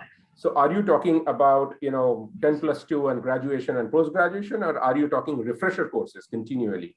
And are you talking about academia, which finds a way of staying completely current and in fact ahead of the curve, so that they are continually churning out, people who are able to then take advantage of all those emerging opportunities and trends that are coming in. I think that's what we're looking at. So again, as I said earlier, automation is the means to an end, in this. And as long as we are clear about the fact that technology is being leveraged in pursuit of, human life, of improving human life, I think we are in safe hands, because that automatically will keep guiding us in the right directions, and ensure that we get there. But I think it's a time of unprecedented change.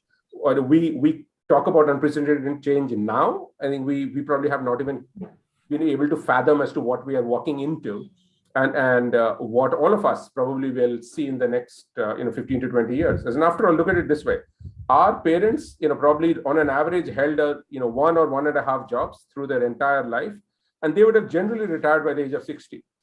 We are unlikely to. We are already way above that average in terms of the number of jobs and roles that we have had. And we are unlikely to retire at the age of 60. We will probably, most of us will happily carry on for much longer. So there is enough activity. And there is absolutely no likelihood of, as you had talked about the gentleman who turned back and said, what will we do? Clearly, the human mind doesn't stop at that. We will find something useful to do on an ongoing basis. So that's not the worry. I think the worry is, can we keep up with this pace of change? And which is why I said, I think the main challenge for all of us will be change management. Social change. Thank you so much to all my panelists. I mean, it didn't feel like I'm interacting with you all for the first time. You made it so wonderful, and so much to learn from all of you. I'll connect with all of you offline. Thank you so much. It was amazing hosting you all. Over to you, Demarya.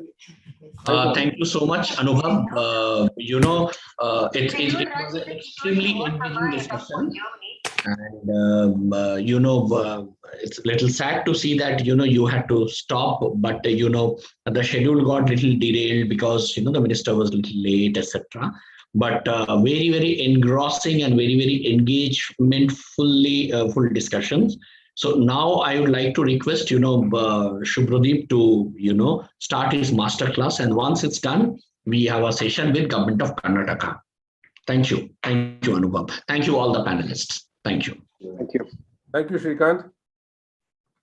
Thank you, Sridhar, and thank you, Ashwin. Thanks, Anubhav. It was a great panel. Thank you, everybody.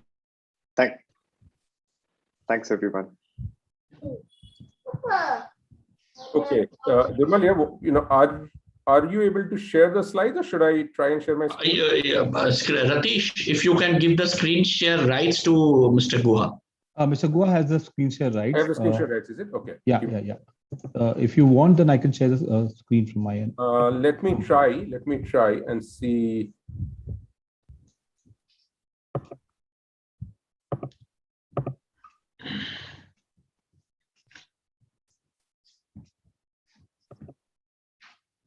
So I think I should be able to do this. Yeah, there you go. Let's see if this works. Are you able to see a screen which says a winning pitch? Yes, it does. Okay, awesome. So maybe this will work.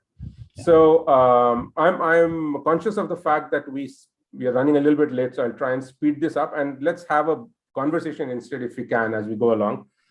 Maybe we will keep using the chat window for people to probably participate a little bit and ask questions or have suggestions. So it's a very light flow I wanted to share with all of you, but the use case I had in mind is, given that we are talking to startup owners and founders and entrepreneurs as to how do we design a winning pitch. Now I can tell you from having been on both sides, more often having been on the side where I am pitching and the pitch is falling flat. So you'll get to learn from my mistakes, and you won't have to make those mistakes yourself. That was the intent for sure. So I will show you something which is from my days of the past. This was a pitch, one of the pitches which I had made, and this is what I was pitching for. People can probably spend 5 seconds just quickly reading it, and you can share your views on how successful do you think this would be as a pitch story. You can put it in your chat window, and in case you don't think it would be great, please don't hold back.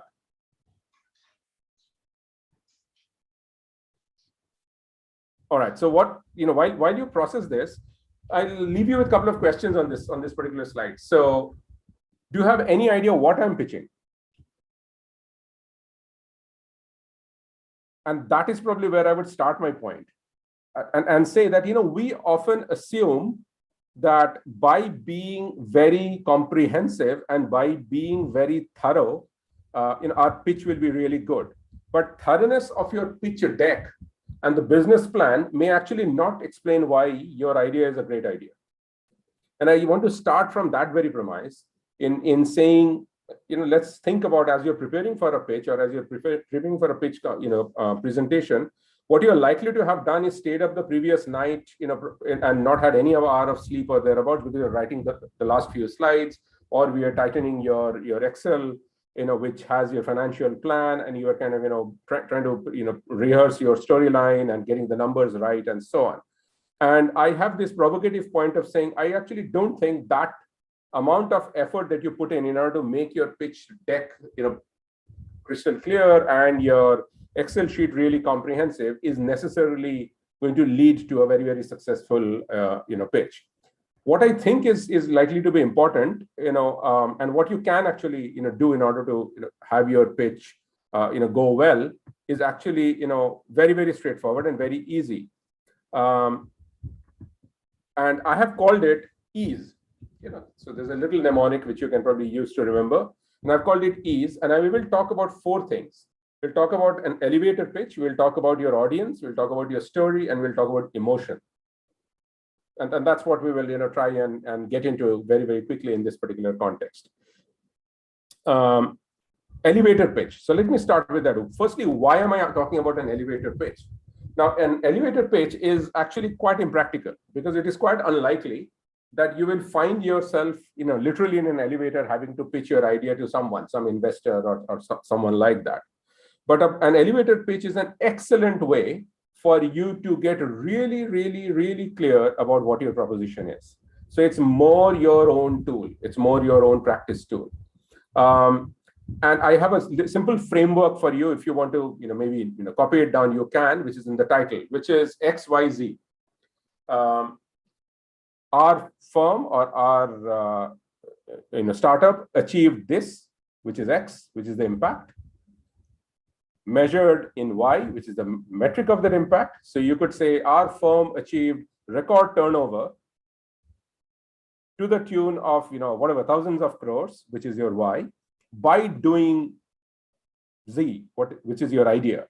And this is the place where you need to be really, really, really clear about what your idea is, because your idea drove that impact. Now, the reason I would want you to think about your story in one short and mighty sentence is because it just clarifies your thinking. So you all of the details around what is the market context, what exactly you're doing, what is competition doing, where's the technology headed, and all of that is great. It's great context. But at the end of the day, in one sentence, what is it that your idea is enabling? What is the impact? So you're leading with the impact. You're saying, this is what I did. Or my firm achieved X. So my firm saved 17 lives and 17 lives. So I'm saying I'm being very specific in terms of the impact here. And by doing what? By ensuring that we were delivering their reports faster, or their medicines faster, or whatever is your idea. That's the opportunity for you to state as to who you are and what you stand for. And having one simple sentence would be really, really critical. This is not as easy as it sounds, probably, but I would want you to strive and try and get to that line, the XYZ line. My challenge would be try and keep it under 10 words if you can. That would be fantastic if you can do that. So which is why you should practice. And finally, on this slide, a very successful approach, which is not mine. It's a well-worn industry kind of approach which is out there, is tell your story 3 times. And when I say 3 times, it is at the beginning of the pitch, give them the exact summary, which is where your elevator pitch at times becomes very handy, which is, Mr. Investor, I am here to talk to you about X. Measured as Y, by doing Z, this is my idea. I'm going to then tell you about my idea. Midway through your presentation, remind them that I talked to you that we are all about saving lives. This is how our idea is helping save lives. And then when you conclude it with the same line and say that, as I had said, this is how we have achieved our impact, and our idea enabled us to do that. So, and doing it in the beginning, middle, and end is the right amount of repetition that we often hesitate from doing. Repetition is often very important in a critical pitch. So that's the E of the E's. A is audience. Now, this is counterintuitive as well. Pitch as you would to a layman. And this is important. You're not being disrespectful to your audience. I want you to be absolutely respectful of the fact that you're talking to a set of really, really capable people. But you should design your pitch such that anyone can understand it, and that will ensure that you have no jargon or less jargon, if as much as you can. That line which I put out there, if you remember, it didn't seem like it, but not much of it probably would have landed, because I was using words like platforms. Different people expect different things from the word platform. I was using things like integrate, which is a very, very loose verb to be used. Integrate in what way? We are not talking physical integration. So what kind of integration are we talking about? Am I coming from a software lens? Am I coming from a manufacturing lens? It's unclear. Those are the important pieces which will filter out as you start thinking of how would I pitch if I were to kind of pitch to my Mrs. Khanna next door who asks, "Aapka beta kya karta hai?" So think of it that way, because that actually clarifies your thinking in saying what exactly does my idea stand for. Minimize abbreviations. It may sound like especially in digital we are guilty of it because we keep introducing 3-letter acronyms all the time, but many of these acronyms are likely to probably shut in people out, and often people may not ask, but they have probably tuned off already from your story, because once I don't understand, once I stop understanding, I'm unlikely to want to specifically stop you and break the flow and say, hey, tell me, what did you mean when you said CTR? And finally, a key thing which I have always seen succeed very, very well is use one focusing fact, one, not many, one focusing fact or one very, very intelligent insight. So saying something like, did you know that 25% of people would actually not pay for services unless they are prompted in a very specific way? Just that one. You don't need to kind of throw tons of charts and tons of data, because the human brain processes only a limited amount of information. So make the primary point, have a single focusing fact, and then anchor your story on the back of that and build on it. Would be really, really critical as an opportunity to design your pitch around. So we talked about elevator pitch, we talked about audience. We will now talk about story. Now this is important. This is also important because most of our pitches are constructed around solutions, because they are our solutions. We are emotionally invested in that solution. So we are very keen to immediately get into, this is how I've solved the problem. This is how I've done. Look how cool my solution is, how beautiful it is, and how much thought went to it, and so on and so forth. But guess what? Your audience does not share your emotional investment in your solution. You need to first hook them with the problem. So start first with the problem and get your audience to care about the problem. Why should they care? Why should they care about this particular idea or the issue that you're trying to solve for? So unless you say that, did you know that 17,000 graduates actually do not get a job for 3 years after they complete their graduation because they are often not skilled enough? And my idea specifically targets graduates like them and improves their skills and thereby reduces the time that they need to get a job to half. Now, what you have done is you have made it obvious as to what is the specific problem that is being solved. So you're solving a problem of reducing the amount of time a person stays unemployed. Why should they care? And this is pretty much why the story is important. what is not important are numbers, unless you're using it for a focusing fact, as I said earlier. But the story is important. Why should they care? 3 important questions I would want you to think about as you're landing your pitch. Why should they care? How will it improve that specific individual, that specific, investor or whoever it is, you're trying to kind of, make that pitch to improve their or someone else's lives. And so what? So what you have built this idea? So what you have built this solution? How does it make a difference? Why should I care? Those are the 3 questions which you should keep thinking about. Put yourself in your audience's shoes and keep thinking about it. And that will ensure you tighten your story. And I would say the last 48 hours before any important pitch, you should think about this ease framework and not about your slides and your numbers. Because once you get that right, your conversation will land any which way, and you would have done your slides and numbers, reasonably okay for all you know. And it's unlikely that will be the reason why your story doesn't go forth. Your story will probably not go forth in the first 15 seconds if you don't land the problem, and if you're unable to engage your audience as to why they should care. And finally, emotion. We didn't expect this probably because, we are talking about pitching and it is all about commerce, right? It's not as much about emotion, but actually it is. And it is heavily about why and not how. The same sentiment, you may be invested in your solution. I am not, as your audience. You need to take me into that conversation. I need to understand what your vantage point is. Why did you get interested in this entire thing? Why are you so passionate about this particular solution? Why is this so important to you as an idea? I don't understand any of those. So do not expect that, you will be able to engage me simply by telling me how intellectually superior your thinking was or is when you're designing the solution. That we'll get to later. So start with why before you get into how. Ensure that I get to completely understanding and addressing the why should I care question, which I put out there. And as I said earlier, reinforcing and my own point is problem, then solution, not solution first. Spend enough time highlighting the problem. Ensure that your audience understands why they should care, how does it make a difference, how will their doing something about whatever you're asking them to do, how them doing something will make a difference to potentially themselves or to others. We need to be really, really clear about what we are framing there and how we are framing there. So it's extremely important that you go in that order, and storytelling, not slides. You are absolutely in storytelling genre, and you are definitely writing 15 additional slides in the dead of the night it will not get you very far. And one of the ironies of actually using slides and other visual aids is that the human brain typically processes only one sense at a time. So either I'm listening to you or I'm looking at your slide. Right now, most of you are looking at the slide, which is why I've kept it light, and not listening to me. Or maybe some of you are listening to me.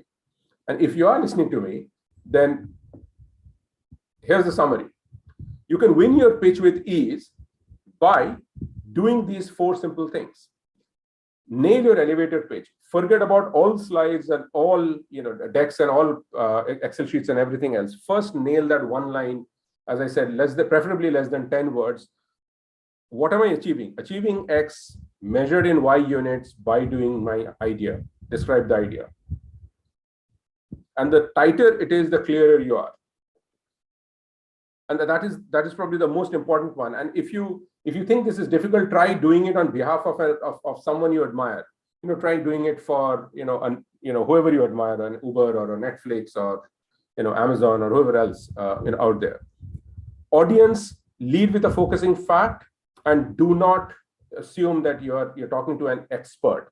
Not because you don't respect them, you absolutely respect them, but you want to ensure that you're able to communicate to anyone, irrespective of what their knowledge level is about your field. Because you may be an expert in your field, the other persons may not be. And hence, lead with facts, lead with data, and eventually get into a story where you should land why they should care about that problem. If you do not get them to care about the problem, they will not care about your solution. Because this is not you and I are not having a conversation, between a teacher and a student, where the teacher wants to evaluate how well the student taught. Chances are you're talking to a potential investor, and the investor is probably going to make a reasonably swift decision on, is this interesting? Should I do this? Should I not do this? And hence, unless you get them to think about why they should care about the problem you're trying to solve, your solution is not probably going to land a whole lot at all. And finally, emotion, where I'm saying, land the why before diving into how. Often you will get multiple times, multiple additional opportunities to present and represent, do deep dives on your how, if you have landed the why. If I've understood the fact that, you're trying to solve, something which I really care about, I will find ways to get to you and understand your solution significantly better. So don't worry about that. You should focus whatever time you have in your pitch to ensure that you're able to do that. So that's my little mnemonic, which I would leave you with, of how you can win your pitch with ease. So this is where Demali, I have done. I think I've achieved your goal of being within time. We can do some Q&A maybe if you have time. Sorry, in fact, Q&A may be a little difficult, but before I use a negative statement, let me thank you for your time. And it was a wonderful presentation that you did. And I'm very, very confident that the startups who are attending this program, this particular session, have enjoyed it. But as you were there when the Nigerian minister came, so there is a paucity of time, and and the session is already a little delayed. So the question answers, whichever is coming, our team, they are noting it down, we'll send across to you. And, maybe that can be, possibly be settled or, answered from your end. So thank you so much. Really grateful to you for the time. And you have been, repeatedly coming and, speaking at ICC Forum. This is something which is wonderful, and it reinforces, it speaks about your, commitment towards the initiatives. So, in fact, I would like to introduce you to Mr. Rajiv Reddy. He is chairman of our southern region. So, Mr. Reddy, Subhradeep Guha is a director of Google. So, Rajiv had been very, very instrumental in taking things forward for the chamber in southern part of the country. So I just thought, in a virtual mode, let me introduce both of you. So, Hi, Mr. Reddy, good to meet you, albeit virtually. Well, I think, it was very interesting, your presentation. I think definitely, I'm involved in a few startups as well. So I think there's definitely a lot of takeaways from me. Fantastic. So Demali, I'll take your leave in that case, and I'm very happy to answer questions, and people can, maybe. Yes, we will send it. Only collate them, and I can help answer. We are not making it like, taking the questions and giving it, because, we are already a little delayed. You have seen it yourself. Absolutely. Makes sense. Thank you for having me, and all the best to all attending startups. Thank you. Thank you. Thank you. Have a good day. Bye. Bye. So now we will start our session on Karnataka. So Mrs. Nagaraj, I'm sure she has joined. We will just have to check. Yeah, she's there. So good evening, Mrs. Nagaraj. Good evening. Good evening. So, Good evening. It was a wonderful session, exhausting, power packed throughout the day. So we had the two high commissioners coming. We had the Nigerian Union Minister of Communications and Information Technology coming. So he mentioned about your province, that in 2018 he visited India and he went to Bengaluru and to understand the system. So such is the importance of your province globally. So the session is a little delayed. We are so sorry about it. But now, without much ado, I would like to request Mr. Rajiv Reddy, Chairman for Southern Region Council, ICC, to share his opening remarks. Then, we'll have Mrs. Nagaraj to, speak. Yes, Mr. Reddy. It is indeed a pleasure and a privilege to welcome you all to the ICC Startup Week. At the outset, I'd like to extend a very warm welcome to all the dignitaries in this event and wish good luck to all the participating startups for their pitches. So India has been riding an impressive growth path to emerge as a startup nation. It is home to around 50,000 startups, with as many as 20,000 recognized since April 1st, 2020 alone. I guess since COVID, everyone's been working at home and like getting a lot more ideas and a lot more innovation has been happening since then. So I think over the last 10 years, I think the last 2 years has seen a significant spurt, particularly with growth and innovation in the technology landscape. The country is actually moving towards creation of very innovative startups. In fact, India stands at the 20th spot among the top 100 countries that have been ranked in this global ecosystem index. In terms of state startups, I think obviously I think it's like a no-brainer that most of the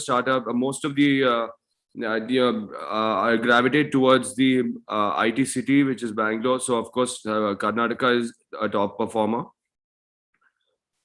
With the Startup India Hub working with startups, incubators, investors, mentors, corporates, and government agencies in a hub and spoke model, the startup ecosystem in India is slated to improve much further and generate a lot more employment.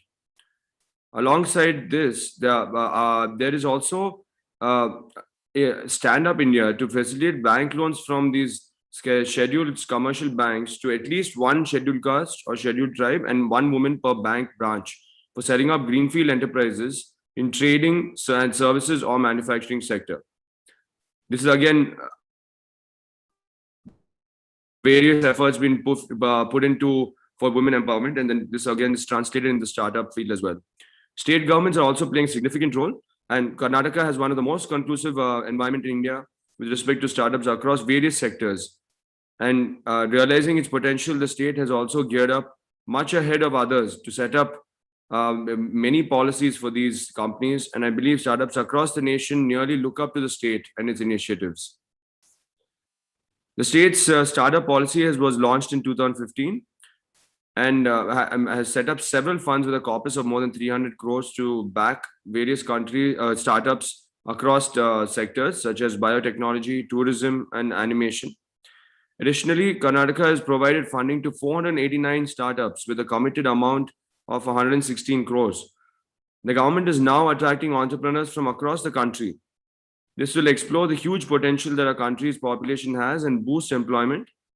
And of course, with investors opening their purses again post the pandemic, India is anticipated for a startup boom yet again.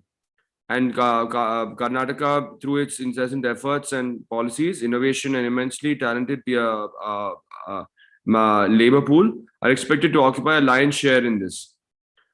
So the Indian Chamber of Commerce has been a facilitator for business across the country for years and has built up a strong networking platform for startups. We sincerely hope that this event will also succeed in similar endeavors and facilitate stakeholders for meaningful engagements. Thank you so much. And now I would request Ms. Nagaraj to address us.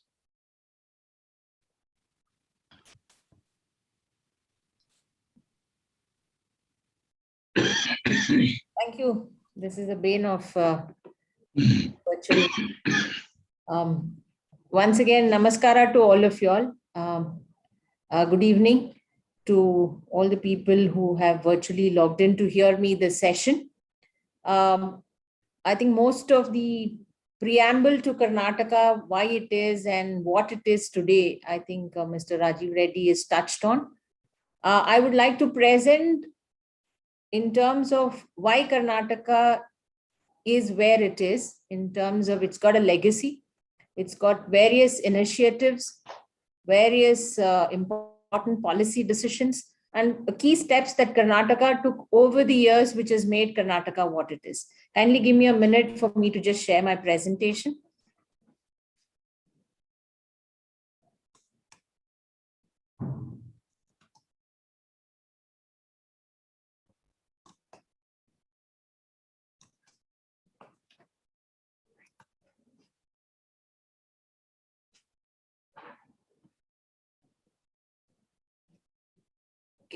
Then a snapshot to just tell an overview of the state, because most of them think Bengaluru is the only tech hub, but we would call Karnataka as an innovation hub, because as I go down with various slides, will highlight why I am saying so.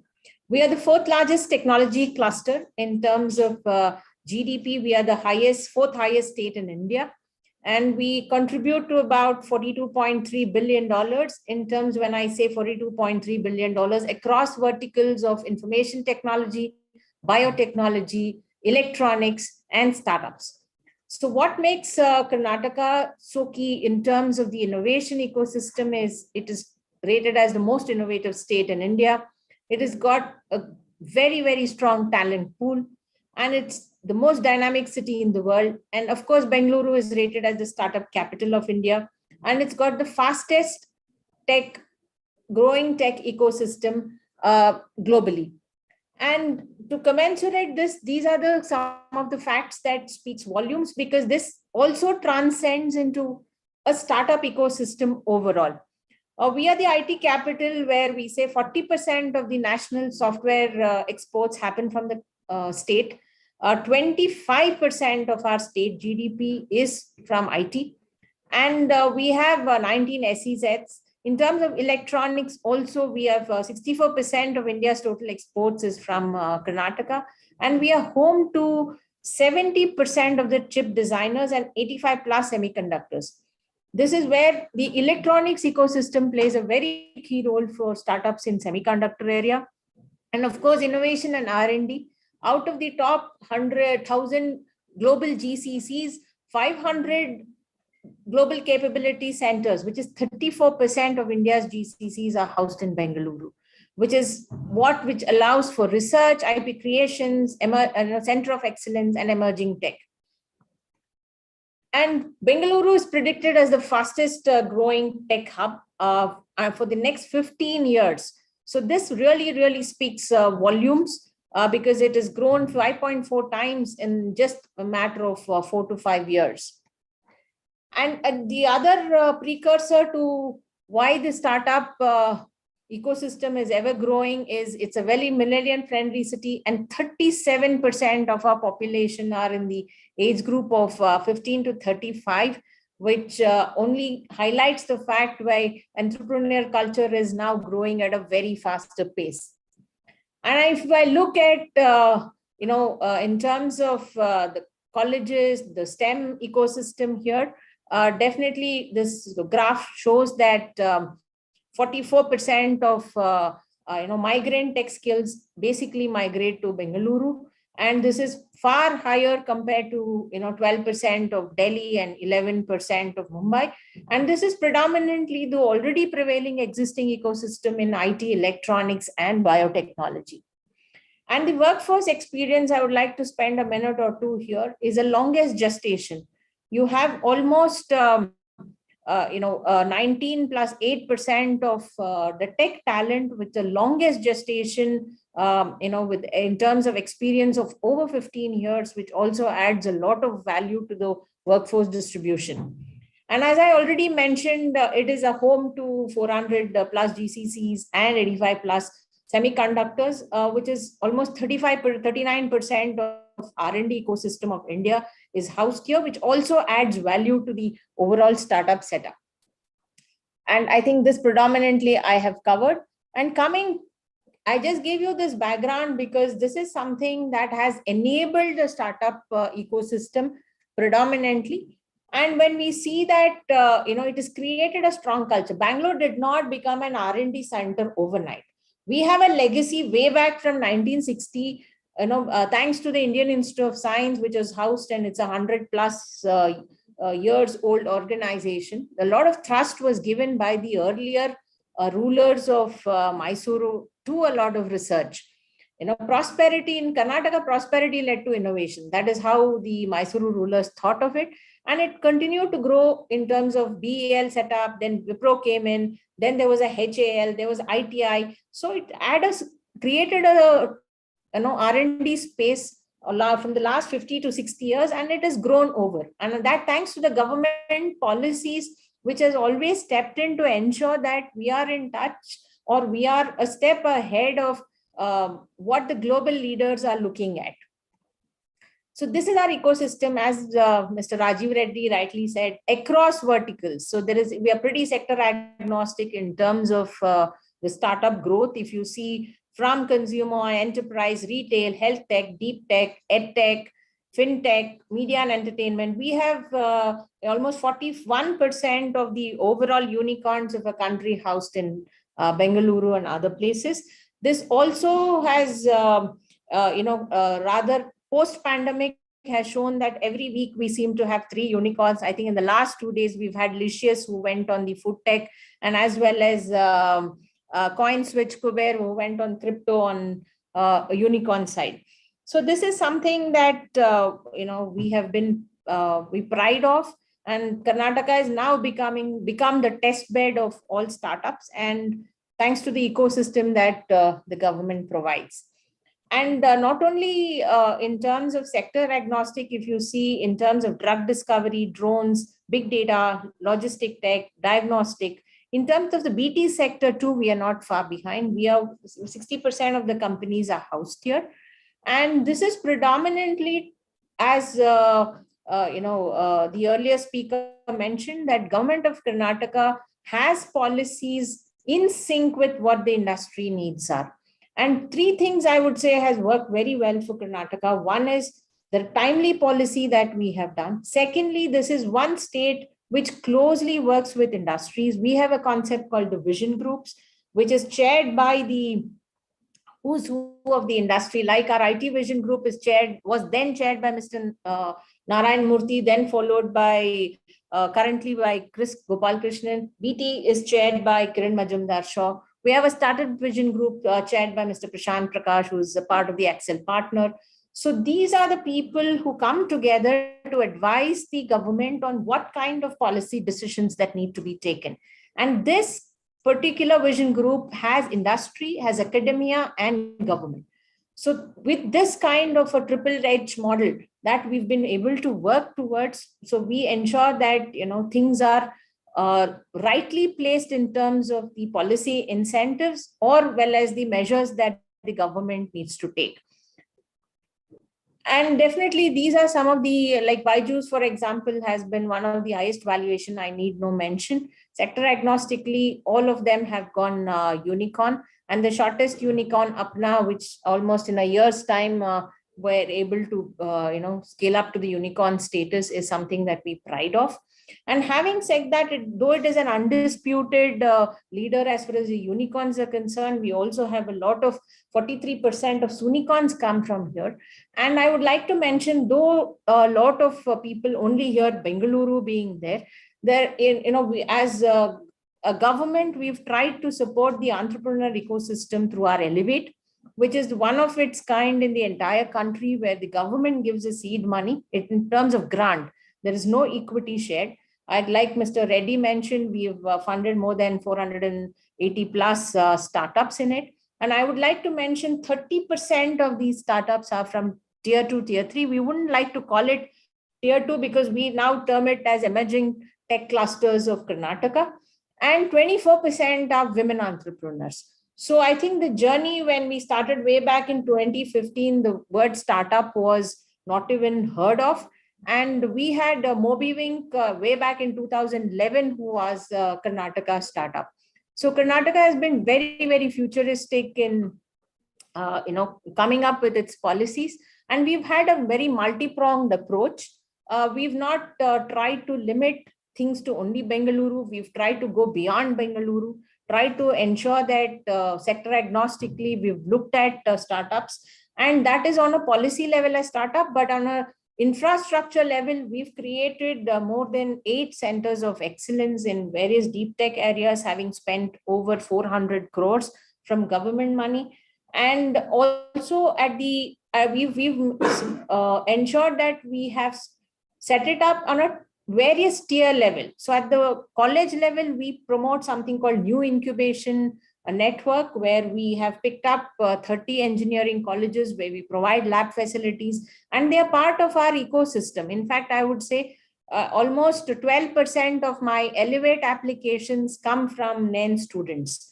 So that is the maturity that the student would be up to before they graduate itself. So that is the first year. At the research and development level, we have something called the technology business incubators, where we try to promote, in areas like ESDM, robotics, 3D printing, healthcare, biopharma, in terms of research and development. And the final leg is these centers of excellence, which will really handhold these people to an acceleration stage, mentoring them, incubating them in certain specific areas like AI, robotics, data science. We have for semiconductor and fabless, IoT, and nanoscience, cybersecurity, you name it, and these are there. And in fact, we've inked 3 more MOUs with the IIITB for first time in the country, called Internet of Ethical Things, an art park and robotics with Indian Institute of Science again, and efficiency augmentation with STPI. Those will be our upcoming areas that we would do. And having said that, of course, we understand that Bangalore has graduated and it has reached a stage where Bangalore startups can take care of themselves. But now looking at the other emerging clusters, we do provide them a lot of platform where we do have something called the Global Innovation Alliance. We partner with more than 30 countries to provide an ecosystem where one of the verticals that we promote is to provide startups a market access program where we call the Global Innovation Alliance. And to a great extent, we've been able to meet a lot of success in the area of cybersecurity, in terms of sharing of experiences in audiovisual and gaming, and a lot of tech engagement meets that our startups have been able to leverage. So this is our ecosystem. And now we are 2 other things that I would like to showcase and also tell is that now this year we are trying to take a separate program for women and try to promote women and accelerate women as it's a need of the day. And the other major transformational change we've brought in is definitely questions asked like how much of government procurement is facilitated by Karnataka, and we brought a preferential market access program where we've amended our transparency and procurement rules to have startups up to procurement up to 50 lakh rupees without any kind of prerequisite requirements. Of course, the paneling will be done by the Department of Electronics ITBT. So the whole ecosystem of Karnataka is just not a one sector specific, it is sector agnostic, and it's a very well-rounded ecosystem. And opportunities like this, platforms like this will only ensure that we reach out to other states and see how best we can also help other states in emanating this, because innovations have no boundaries, and we'll be happy to share our experiences. And I once again thank Indian Chamber of Commerce, and thanks to Mr. Banerjee, who's now helped us to touch base with Africa, that a continent that we had not touched in terms of alliance partners. And we look forward to expanding in those regions too. Thank you once again, and a great platform. And I wish a lot of success to ICC on this. Thank you. Thank you so much, Mrs. Nagaraj. In fact, I do not have adequate words to praise your government, because you are the best. So sometimes it's a clash between Telangana and Karnataka, which is best. But again, you are the true Silicon Valley outside Silicon Valley. So in fact, the Honorable Minister from your department was there in the morning, and he mentioned about some very, very good points with respect to the initiatives taken. And one action point I just like to, reiterate and mention in the interest of all stakeholders, that you are helping startups without taking equity. इससे बड़ा social service, इससे बड़ा service to the industry और क्या हो सकता है? So this is unthinkable, and I think you are the capital of capitalists without being a capitalist yourself.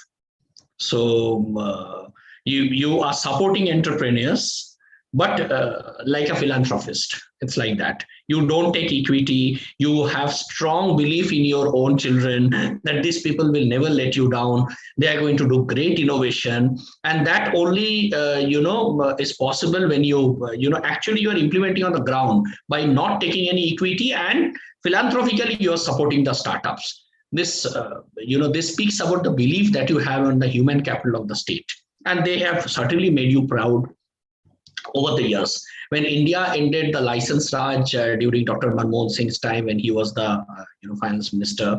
So when P.V. Narasimha Rao was the Prime Minister of India, it was Karnataka who showed the way to the country.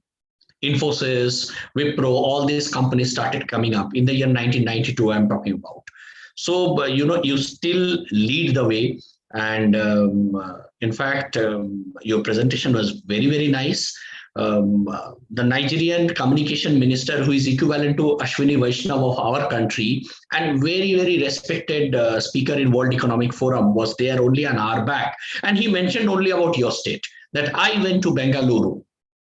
So our High Commissioner, we all promised him that, within few months he will be here. I'll try to take him to your state to meet you and the Honorable Minister, subject to all the MEA clearances. So yes, we will, tell him, and subject to all MEA clearance we have to do it, so that he comes to your state and meet with you and, the Honorable Minister. This will be a very, very strong, bilateral relationship that can engage. And we are also signing an MOU with them. So we'll try to see if Karnataka can also, get into some engagement. The way you people are organizing Bangalore Tech Fest is unthinkable. It can only be compared to Singapore FinTech Festival. Again, that's a global show. But you keep on doing such kind of bumpers every quarterly, half yearly, and whatnot. So our engagement, will continue with the state, with you, with the additional chief secretary, and with the honorable minister, with the department. And we would continue to organize programs, support the startup, support the ecosystem to the best of our abilities. And we will, continue to engage with you in forthcoming times too. So thank you so much. It was a wonderful deliberation. All the best. So, ladies and gentlemen, it has been a very, very engaging day today. And we just concluded the, deliberation from MD Kebits, Government of Karnataka. So we again have a long day tomorrow. So thank you all for keeping faith in ICC and joining this meaningful program on a daily basis. And we hope to see you again tomorrow. Stay tuned with us.